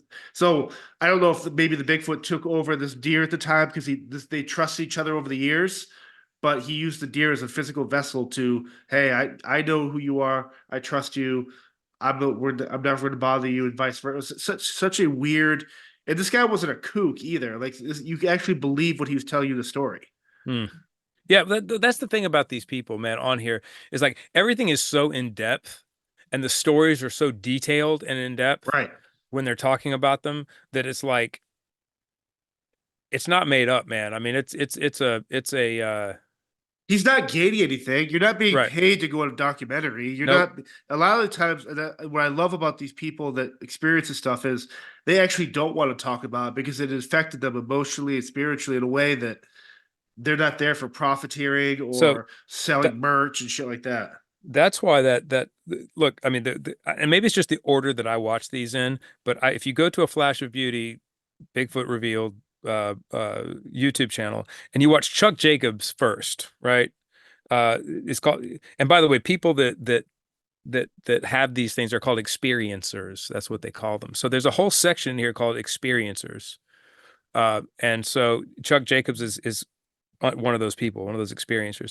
I watched his first, and then the next one that I watched both parts of Rich Germeau's part one and two, and that guy seems ultra credible to me. He's a police officer or was a police officer. This guy he basically got it to where like he asked this thing to leave his life. Like, don't mess with Correct. me anymore. Because it kind of was showing up around his house and there was weirdness going on. And he kind of got to a point where he's like, he put it out. And one of the things that people talk once if you decide that you don't want to deal with this thing anymore, because once you experience it, obviously, I keep saying obviously, it's not obvious, but evidently, when you experience these things, like I said before, you continue to experience it, whether you want to or not at that point. And some people talk also about like how they were scanned. Like you can feel yourself being scanned by this thing. And once you're scanned by it, it knows your intentions, it knows who you are, then it will communicate with you. Like you're in at that point, right? Right. Right. Right. But if you want out, you know, some people have been able to say, "Hey, I don't want to communicate with you anymore." And but they had this feeling like it's always just this thin veil of like, if I want back in, all I have to do is just make that contact and I'm back, you know?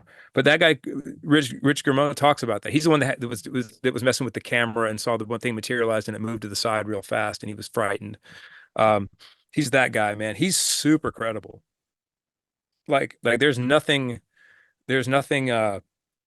um outgoing about his testimony. You know, maybe that's a great way of putting it. There's nothing outgoing about any of these people's testimonies. Now, I'm not going to say that Chuck Jacobs is an ex-military guy. He's very he gives a great description of what he's dealing with. He has a great way of describing it. He's very much enamored by it, right? So you get people who are more enamored by it, who are seeking it. So Chuck Jacobs is kind of seeking it on a regular basis, and then there are people who maybe have had a different experience and they're skeptical of it. They don't like it. They don't want it in their lives. These are the people who talk about it being very paranormal, you Right. know, almost ghost-like, almost poltergeist-like in certain ways. Uh, which opens up another thing, man, you know, is you know, what could this thing that is potentially natural to our world, right? It's not paranormal. It's normal. It's natural. It's just a way of existing or a way of being that we don't understand. How how much could this explain other quote unquote paranormal things that we experience, like ghosts, Oh, you know, 100, uh, everything. or we talk about the missing 411 thing. Oh God, I love that. Yeah, so this is if there's also a YouTube. It's a YouTube channel, right? Missing 411. Correct. Yeah. David Paulides, I believe, is the guy in charge of it. So this talks about people going into our national forests and disappearing. People that walk into the woods and never come out and just disappear. No, without a trace, gone, disappear. Uh, and by the way, and before I even talk about this, in some cases, people talk about the Bigfoot leaving tracks in the snow that they can follow, or leaving tracks that they see that they can follow. Like there are people talking about they see tracks being made, but don't see what's making it. Right. They see the tracks being made, they can feel the ground moving, but they don't see it. And then the tracks disappear behind them, which is interesting. But there are cases of people walking out onto a frozen lake where like their footprints walk out onto this frozen lake, the footprints end. And these people looking for these people, not talking about the Bigfoot, people looking for missing people. Like they find this person walks into the woods, they can follow their footprints in the snow. Their footprints go out to the middle of a lake somewhere, middle of a frozen lake, and disappear. Yeah. The footprints stop. They don't walk back the other way. They just stop. There's no crack in the ice. They didn't fall through. What's going on with this, right? The other weird anomaly with missing 411 is that some people disappear, but there's an inordinate amount of cases, like in the hundreds maybe, Oh yeah. of Close. they find their clothes neatly folded, always neatly folded. They find their clothes. This is in the middle of the woods, in the middle of the winter. These are hunters, people that were hunting with other hunters. Like they're part of a hunting party and they go looking for them. They wandered off. They couldn't find them. They find their clothes neatly folded on a stump, and that's it. To me, now that I've started kind of gotten into this Flash of Beauty thing, this paranormal Bigfoot thing, you talk about gifting and them being human, right? They're intentional about things. That makes total sense. Now, whether they were like, were these people who are missing, were they spirited away somewhere to Right. wherever that place is? Like when the Bigfoot, you know, blinks out of our reality and we don't see it. Is there another dimension there? Is there just this Yeah. thin Or the veil? vibrations that This they kind this of just. is there this thin veil between our dimension and their dimension? And their dimension is like the you know, peaceful, loving, great place to be versus our existence, which is every man for himself and fight tooth and nail for the more stuff you can get. Whoever gets the most stuff wins, you know? Right. Are these people who are missing, are they taken? Are they offered something? You know? Are they offered we can take you somewhere peaceful, you know? And then their clothes are just neatly folded and left. That speaks to like an intelligent, calculated being that sounds an awful lot like what these people are describing, that would take someone's clothes Just and fold them yep. neatly and leave them. And in some cases their cell phones are just sitting on top of the clothes, and the people are gone, never to be seen again. And that's happened. There are Oh yeah. countless stories of the clothes being folded. The national Um, park stuff's weird because again, not to go down some crazy rabbit hole, but there's people that say like national parks are there to protect what's inside and not let what's inside out. mm, And that the park police are all aware of what goes on, but they're there to kind of preserve the integrity of the unknown that the government has decided.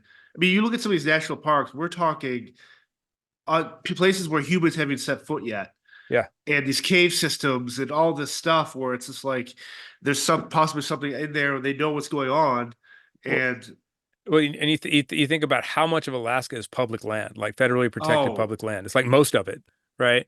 And you can't do anything with it. It's just there to be wilderness. You look at the Yukon up yeah, in Canada. Antarctica, Yeah, wherever. I right? mean, dude, by the way, man, like Parts of people think, Russia and India that are untouched, the yeah. Himalayas, all that shit. A lot of these stories, by the way, come from Ohio. A lot of these stories come from Michigan. A lot of these stories come from Appalachia, like right up the road from me, 3 hours north of where I am right now, is the Appalachian Mountains. Um, uh, some of these stories come from coastal areas, and so it's again, it's Like some of it's just these it's just videos. Oh, sorry. good. No, no, no. Like some of these videos where people, it's all blurry and stuff. I always thought that. I mean, I still think the great possibility that it's just cheaply done. They know it's not real. Let's make it as hokey and as real as we can. But what if, to your point, the technology aspect of what these things are able to do, the technology is easily scrambled, or they can kind of vibrate themselves, where it's like, what if some of these are actual real sightings, but they don't care? It's because they know they're able to throw off the technology and kind of throw people off their scent.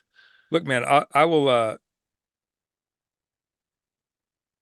even like throw this into like the Skinwalker Ranch realm, right? Yeah, yeah, for Like sure. again, I know I just said the TV show for Bigfoot, PSYOP, all this stuff. So I'm talking about a TV show, okay? But the like they have on video on that show a UAP, a UFO, an orb, whatever you want to call it, flying into a mesa, into a rock mountain, and then coming out of the other side of it, flying through it. It's on video. They are measuring phenomena they can't understand, things that are there but aren't there. There's some sort of a dome structure over the entire Skinwalker Ranch. That Yeah, if they take a lidar, meaning lidar, which maps land, maps this dome that's over them that they can't see. They have there's something floating over the triangle area of Skinwalker Ranch where they shine a laser beam up through it, and it stops the laser beam, stops the beam of light. Lasers don't stop unless they hit something, correct. but there's nothing there. Or the laser stops and then 10, 20 feet later continues on. There's something blocking it that can't be seen, that they can fly drones through, but is there. Again, this idea of the fact that Bigfoot can be there or not be there, the fact that they have again, if you believe what's being put forth in these interviews, that these humans, these people, us, are being told by these creatures that we're everywhere, we're all around you all the time. We just don't want to be seen. Right.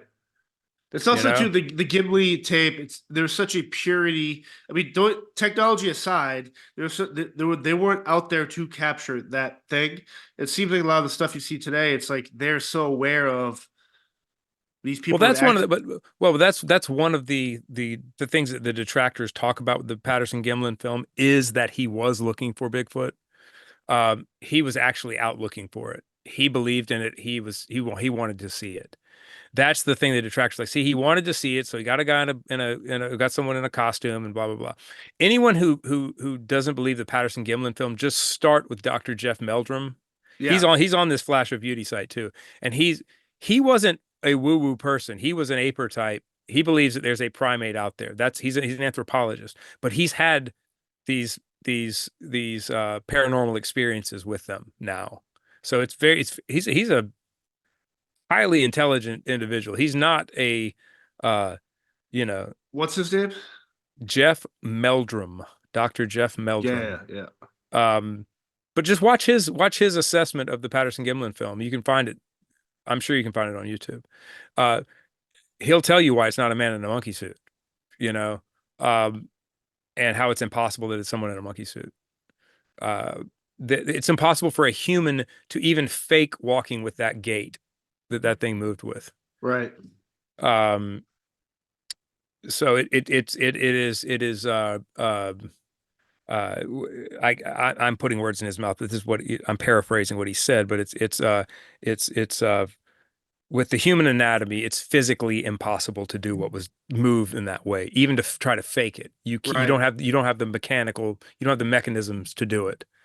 Um and again, just even if you just look at special effects technology from back then, you know, the best we had was Planet of the Apes. And this thing is like you're watching muscle structure and it even appears to have a muscular hernia on its leg that pops in and out when it moves. Right. So it's pretty interesting, man. But you know, I know this is a kind of a weird conversation to talk about Bigfoot in this sort of way, but it's just something that you know, it's the first time that I went from honestly like having sort of a mild interest in Bigfoot. Like I believed in it. I don't believe that people have seen nothing. I've read enough. I have read some books on the subject, but books that were written from more of an aper standpoint, right? Um, I honestly believe that even if it were an aper thing and it was like the woods are so vast, the land on we have only physically on foot mapped surveyed 20% of the land on Earth or 30% of the land on Earth. So you got 70 to 75% of the land on Earth that has never been walked on by a human, at least Mhm. not, you know, maybe a random human here or there, like a trapper or something. But like, Right. you know, we think we know everything. And this goes back to that point that you and I talk about a lot, man, which is obviously there's something going on. There's obviously that people are seeing things. You know, Chris Bledsoe is seeing orbs. I believe him. I believe he's experiencing what he's experiencing. In fact, the government believes that he's experiencing what he's experiencing. Yeah, enough to from you know people from NSA, NASA, CIA have all stayed close to him to try to experience this thing that he's experiencing with these orbs and beings. These people who talk about Bigfoot are obviously experiencing something. And this is what fascinates me about this so much is that it's not an experience. Now, some people are having an experience, but I would say the vast majority of these people that are talking have ongoing experiences after this. It's Right. not just like you see a Bigfoot and I saw a Bigfoot and that was it. The people especially the ones that end up with some sort of mind speak or some sort of fear, when they are when they are uh, contacted telepathically in some way, whether that's made to feel fear or talked to, they continue to have experiences after that. Um, I have it, you know, I give it a 0% chance that all of these people are lying about what they've experienced, you know? Um, so obviously there is something in our And look, if you want to just throw regular UFO sightings into that, and Skinwalker Ranch is another one. Like people talk about the Skinwalker, like it appears, it disappears, it's there, it's not there. You know, that sounds very similar to a Bigfoot Yeah. situation that they're talking about here, right? And the fact that like these orbs, okay, well, what's the commonality between these white and red or orange orbs that people who have UFO sightings see that I believe I have seen, you know, and it's something again when I was probably having one of the most honest thoughts of my life about wanting to know my family was okay and see my family again, or just give me a sign that my family is, you know, that you're there. Yeah. And I see these things. Like that's a very spiritual thing to have happen, For you know? sure. And so people and Bledsoe talks about that with the orbs, UFO orbs that he sees. It's spiritual. He talks about like that's one of the things that's what he believes. He believes they're spiritual. And then these people are experiencing these orbs in the woods surrounded by these beings that are appearing and disappearing and can be there and then not there and are can speak to them and are only showing themselves when they want to be seen and whatever, you know, they describe how it feels spiritual. Right. So what is going on in our and has been going on? Because by the way, you know, we and there are, you know, uh, uh accounts from native tribes of these hairy man or these Sasquatch beings, uh, hundreds and hundreds of years of oral tradition about that and how they're magical. You know, they're like us, but they're magical. Okay, so obviously something has been going on and continues to go on in our natural world that we don't know about, that we can't understand. We know about it, maybe those who choose to acknowledge it acknowledge it. Some science is not going to be measurable in that way. Right. You know, you have to this is why I love mystery. I love the fact that we have these and we will continue to have these things that we can't explain. Um, because they're quite frankly smarter and, you know, more intelligent than we are. And um we're not meant to understand it. It's not for us, right? But it is part of our world, I believe. I find it fascinating that a lot of this stuff, whether it's UFOs, Bigfoot, Loch Ness Monster, all this great paranormal cryptozoology stuff, it's seeped in history. Like where you and I don't think our generation or right before or after, we have yet to experience something we as a people see for the first time that could be a starting point for hundreds of years down the road. Like I'm fascinated by that. That we haven't found something like a Bigfoot or UFO in our in 2008 that we can now 1,000 years down the road be like, oh, remember when I first started seeing this?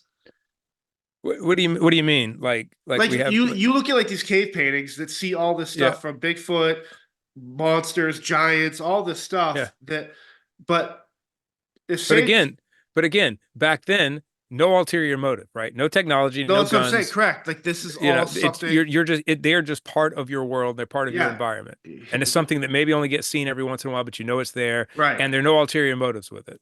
You and I can't be on a day off. Me, you, and Barry hiking somewhere, see a creature for the first time, explain it, and then it be part of the next thousands of years where people are talking about, hey, remember when those three assholes found this creature for the first time? Like I'm Yeah. always wondering why that type of. I mean, but then you also look at they do find a new animal species they thought was extinct or underwater some creature type thing. It's like I'm curious why, in terms of like the Well, paranormal aspect, that's we why haven't. I have a I know why. I actually I could probably well I say I know why. I believe I know why, and it has to do with what we started this conversation off with, which is shame. Right? You're Yeah, shamed into it. It's like it's ridiculous for there to be a Bigfoot. It's ridiculous for there to be a Loch Ness monster. It's ridiculous for there to be aliens. And if you see it, you better not say anything because because yeah, you're going to get chastised for it, right? correct. And so people Discredited. people see these things and they don't say anything. How many pilots see UFOs and keep their fucking mouth shut because they don't want their pilot's license to get taken away? Or if they're a military pilot, they don't say anything because they don't want to get Look at grounded. the pandemic. Yeah, What is- right. It's 101, right? So like I was talking to Kelly yesterday about this guy, and look, I'm just gonna call him out by name, and it's his name's Forrest Galante. He's very knowledgeable, very knowledgeable. He's an anthropologist, I believe. But when you listen to him talk, because I know how we got off on this subject. Here we go. This is a perfect thing. When I was deer hunting when I was a kid, I had a moment where I saw looked like a black panther in the swamp close to here where I am. Happened one time. It was very disconcerting to be in the woods. It was a large black cat down in the swamp. Not a muddy bobcat, not a Yeah. muddy puma or something. This was a black cat. It was probably 50 yards away from me through the trees. It was in a bottom in a swamp near the Edisto River, and some of these bottoms open up to where you can see the trees get sparse, you know. And I saw this thing walk past a couple of trees, and then I never saw it again. And I backed up against a tree because at that point it's like, what's this fucking large cat do? It was moving like how like you would imagine a leopard would move, or a tiger or a lion, kind of that creeping thing, and you get this very disconcerting feeling like, what if I'm being stalked, Hmm. so I kind of like I was a long way from the road, and I just kind of like very cautiously backed out of there, and I told my uncle about it. My Uncle Jay. He believed me because he had seen one a long time ago when he was a kid. But if you tell someone that you've seen a black panther or a black cat It- in the United States or in the Southeast, they'll tell you you're crazy because they don't exist. Kelly's friend posted on Facebook yesterday that she was running on her land and she came around a corner oh, and there was a black cat standing in the large black panther cat standing in the middle of the road. She said it looked kind of brindley, which makes sense because people talk about black jaguars. We yeah. know that jaguars exist, but like getting a black jaguar, that can happen. Um, and she goes, I don't care if no one believes me. This is what it was. It wasn't a bobcat. It wasn't. And she puts this on Facebook. She didn't have a picture of it, but this is what happened. So Kelly and I got into this conversation about Forrest Galante, and he had a show on Discovery Channel for a while. Here we go, a TV show where he's looking for what people think are extinct or supposed to be extinct animals, and he found one or two. He found a tortoise that they thought was extinct, but he kind of thought that it might exist, and they found it. I think it was on the Galapagos, maybe on the Galapagos or something. Galapagos. Yeah.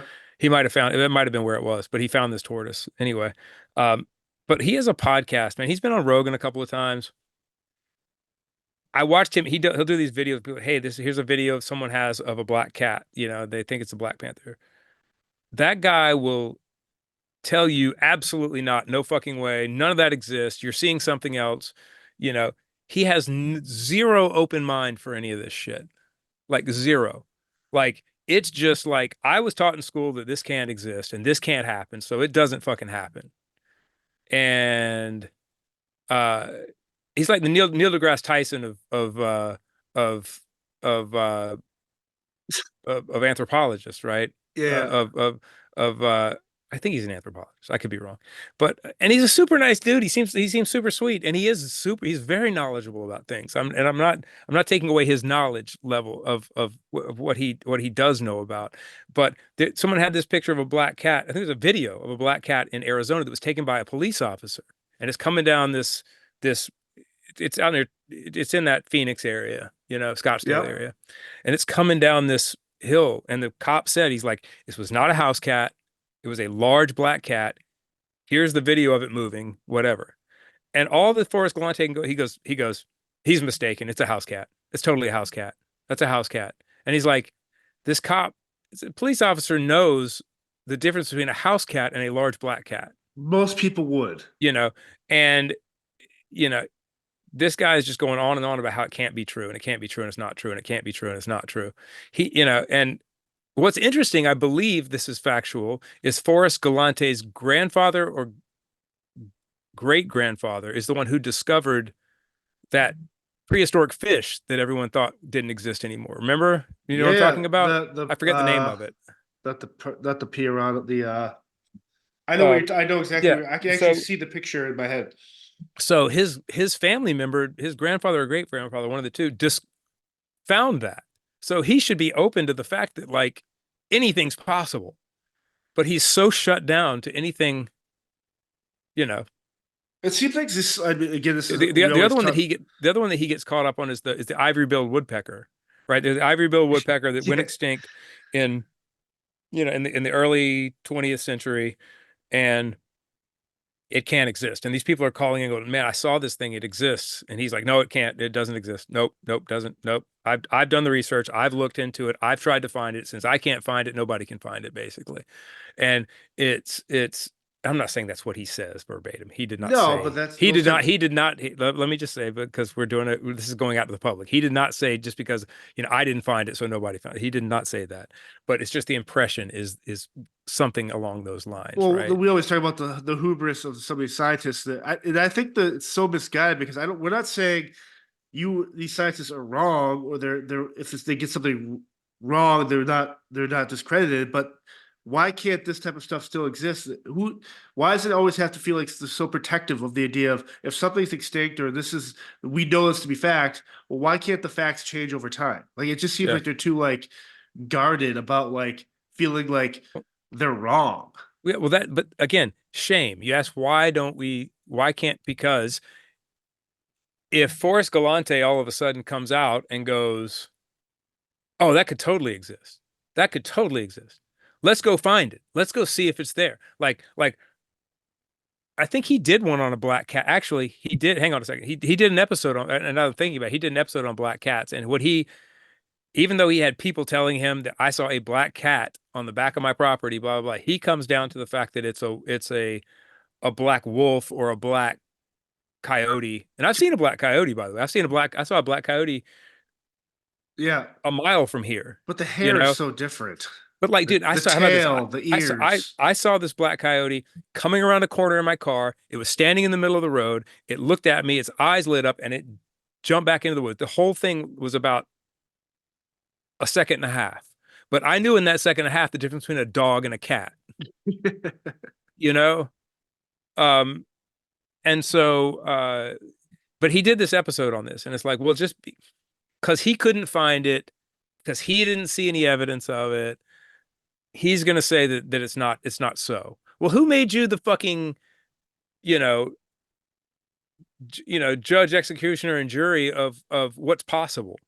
The fucking bee's knees. Yeah, because you want to be well respected in your field, and because you want to be well respected in your field, you better follow the status quo and say these things can't possibly exist.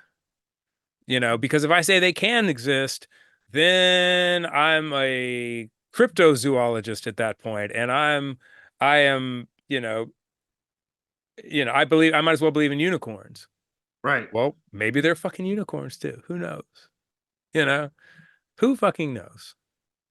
Um, It's but again, it's the look, man. Think about fairies. People talk about fairies in Ireland. Like this is like a thing. It was a thing for a long time that people were seeing these orbs and fairies and all this stuff. And it's like, uh, uh, again, I will throw back out the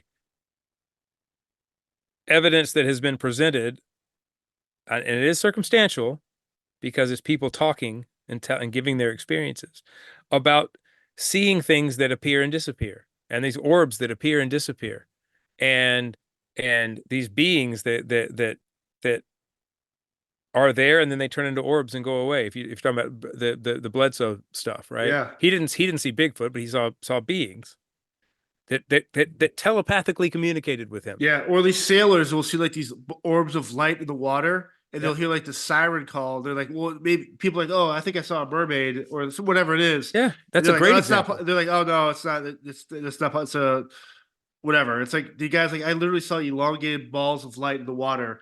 Sounds like a female crying or singing, and then just it went away. Yeah. I mean, again, I think there is something natural in our world that's around us that doesn't defy, isn't bound by Newtonian physics, isn't bound by the laws of physics as we know them. And that's the problem with our science, is our science only is bound by these mathematical rules that can't be broken, Correct. right? And so therefore we can't think past that. We can't experiment past that. I mean, dude, I won't get into the double slit experiment, but look up the double slit experiment. Double slit experiment. Look that up on YouTube and watch it. It has to do with the fact that light on the at the particle level acts differently if it's being observed or not being observed. So if you are not observing the light, it acts a certain way. The photons act a certain way. But if you watch it, if you observe it, it acts a completely different way. We also have a study that came out in 2024 that says that, and I believe it was a Nobel Prize winning study Right. that came out in 23 or 24, where these scientists have discovered that our universe is not locally real. And what not locally real means is that things don't exist until you observe them. They've come up with some scientific proof that, let's say, that tree that's in the forest that nobody's looking at right now, that I know is there, doesn't exist until something or someone puts eyes on it. And then it exists.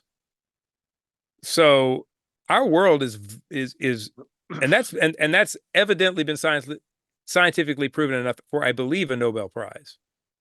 Correct me if I'm wrong, but or do your own research, as we always say. Right. Right. But our world around us is really fucking strange. And when we finally wake up to the fact of the possibility that anything's on the table in that way, it does. And by the way, this doesn't, people worry about, oh, our religion and our this and our that. How does that affect any of that? That does not like that. Nothing about anything I'm talking about affects my faith or anything else.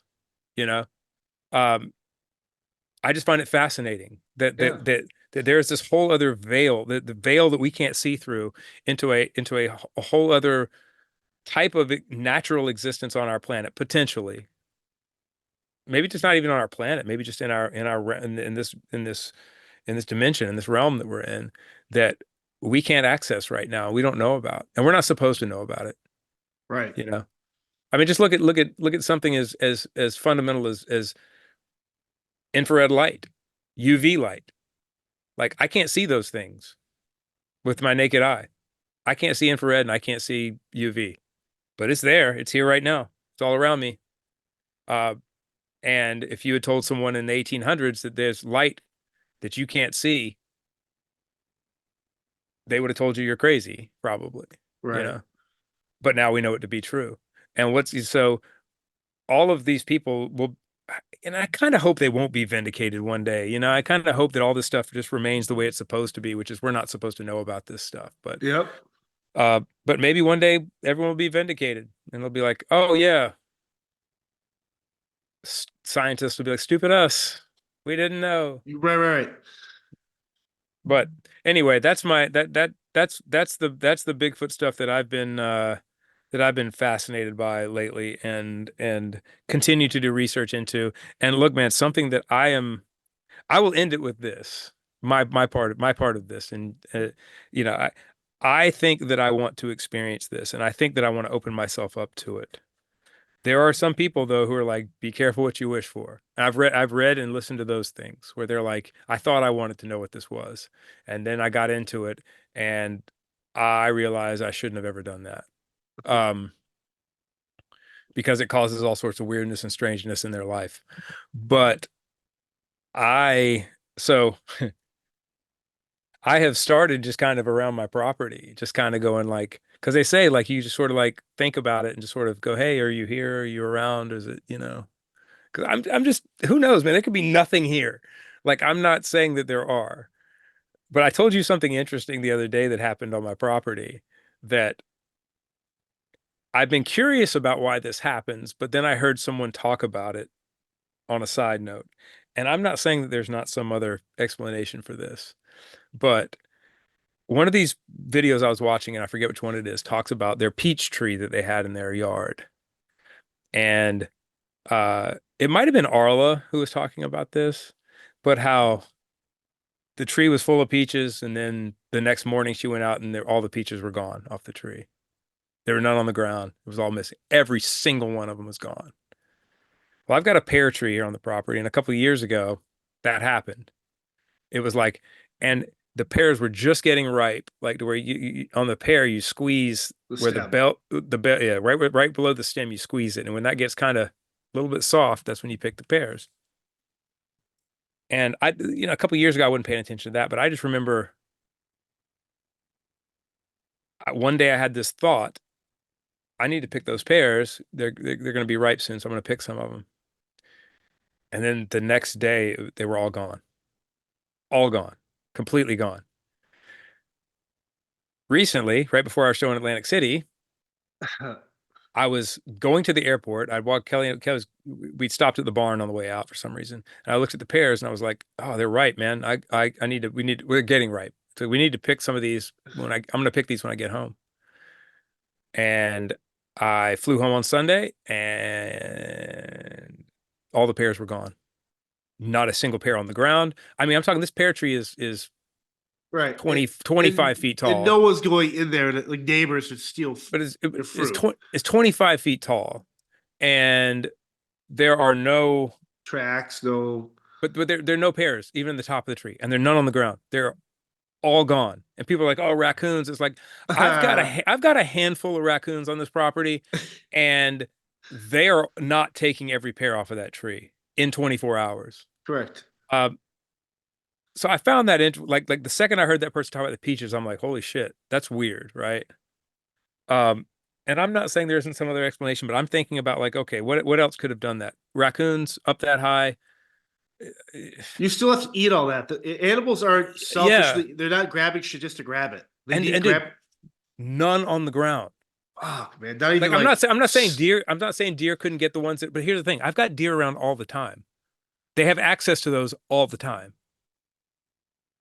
24 hours. And last Strip, year this happened. This didn't happen, in right? fact, when it happened the first time, I remembered this. When it happened the first time, I told Kelly, I was like, I wonder if the woman who owned the property before us, I wonder if she told somebody they could come pick the pears on the pear tree or something, and they came and did it. Because like, how did that happen? I remember just being astonished, and then it happened again, and then now I read anyway. So last night, this I'll end it with this. I don't know. I'm not trying to make something happen. I'm a rational human being. Kelly and I went on the boat yesterday evening. I flushed the engines on the boat. It was a little after dark when I was walking back up the dock. And I'm just like taking that moment because it's super still outside. Not a bit of wind at all. No wind, zero. And I was like, huh. I just kind of in my brain, I was like, are you here? Are you around? And then I had this thing in my brain that said, I'm here. But then I realized I was like, I'd even told myself, I literally, and I still think this is true. I said, I did that. I did that. I put that there. Nothing like that.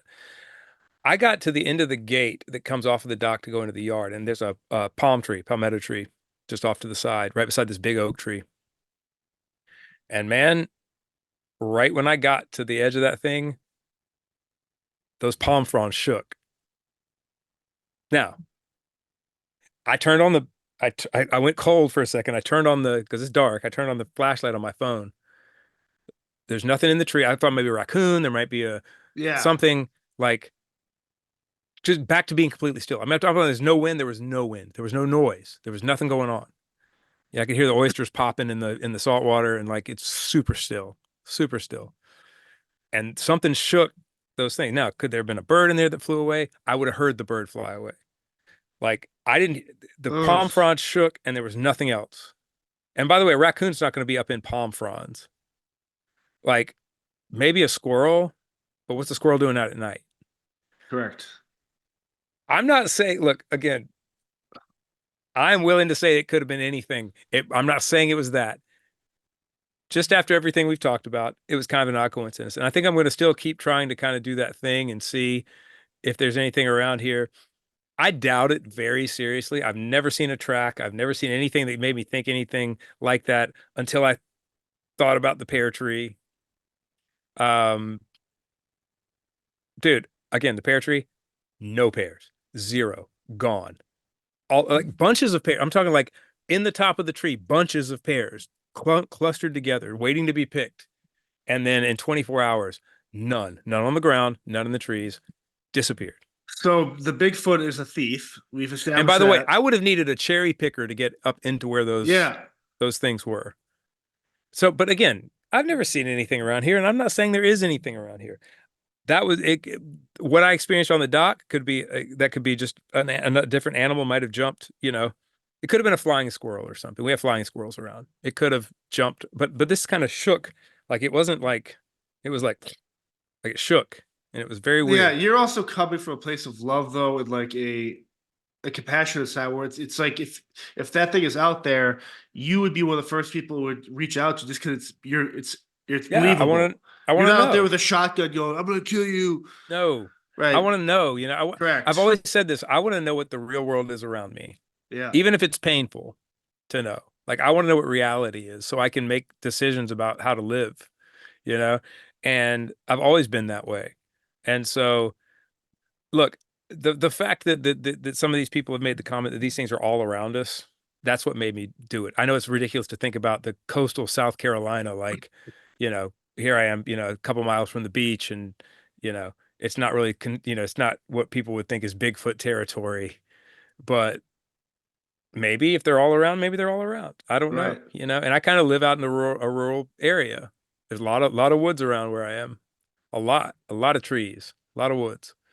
Uh, so I don't know, just made me kind of think. And again, maybe I'll never get any answers, but it does make me want to maybe if we're ever in Arizona or we're in New Mexico, the mountains of New Mexico, or we're in Yeah. or we're in the Northwest or in Ohio in the woods of Ohio, because people are talking in Michigan, it makes me want to maybe go out and with good intentions and Well, where again, we no, always hike in Spokane is such it oh, seems like that's such an ideal secluded because there's always people in there. But the further you walk along and on the ridges and the woods, like where it gets like, I mean, this would be a cool spot just to like chill out for a little bit.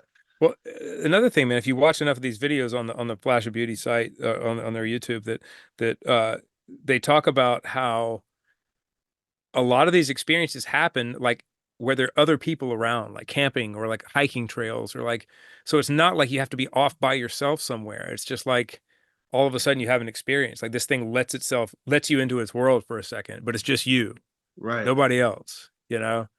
Um, That's what I find fascinating. It's like I'm less interested, honestly. I'm not saying I wouldn't like to see a large bipedal hairy thing. I'm less interested in that as I am in just like experiencing whatever this thing is outside of just being that. Right. And so, I'm not gonna walk into the woods with a gun and a bunch of cameras and FLIR and infrared and try to capture this thing on camera. It's like I don't care. Like I'd love to have the experience for myself, and I would never have to tell anybody about it. I just want to know, you Right. know. So, but I'm the same way with those orbs that I talked about seeing. It was that same thing. It was like I know I have recounted it. Maybe that's why I haven't seen them since. I don't know, but like uh yeah, it's just interesting. I don't know. Yeah. I don't mind being that person on the internet who can I allow for the impossible to be possible, Yeah. and I'm fascinated by it. Does that make me gullible? Maybe, but you know, it is what it is. Psychopath for sure. I am 1000%. All right. Awesome. Any what do you gonna go Bigfoot hunting with me or what? I'm Not hunting. See, down. that's even a bad word. I shouldn't even said that. We're gonna Yeah. go What the experience this fuck? thing. Let's go Yeah. experience this Well, thing. I Yeah. just gotta get down to your place because not only can you have alligators and crocodiles and sharks and snakes, and you also have a possible Bigfoot in the property. There's panthers all around your house. Like I don't even know if it's safe I've down never seen there. never seen a panther near my house. What is interesting is we had so much rain with that tropical system that came through recently. The water here turned like it looks like the Amazon out there. Like it's like Oh, super brown, like yeah. like all this sediment in the water. We had like 30 inches of rain. And so that stuff is still in there. When that happens, some of these inlets like where I live get brackish for a minute. Like, and so we've actually had alligators out in the creek behind the house, which we normally don't have, but it's just enough fresh water in there for them to stay in there for a few days. And so there's about a 6 foot gator in there right now, and then like a little like 3 foot gator in there. I've seen. But usually they're not interested in that in the salt Right. water. But I it's wonder how interesting those to animals it, communicate. it's interesting. In fact, I was out there. The alligator was in the water, and there's a dolphin swimming with the alligator. It's like it's crazy, weird. But yeah, man, you got to come on, and I'll report back if there are any other. Or you Uh, won't. or I won't. Yeah, or my clothes will be neatly folded on the end of the dock, and never to be seen again. They're tucked away to a birdhouse in the pear tree. Kelly's like, oh, he's out of here. All right. That's awesome. Later. Peace.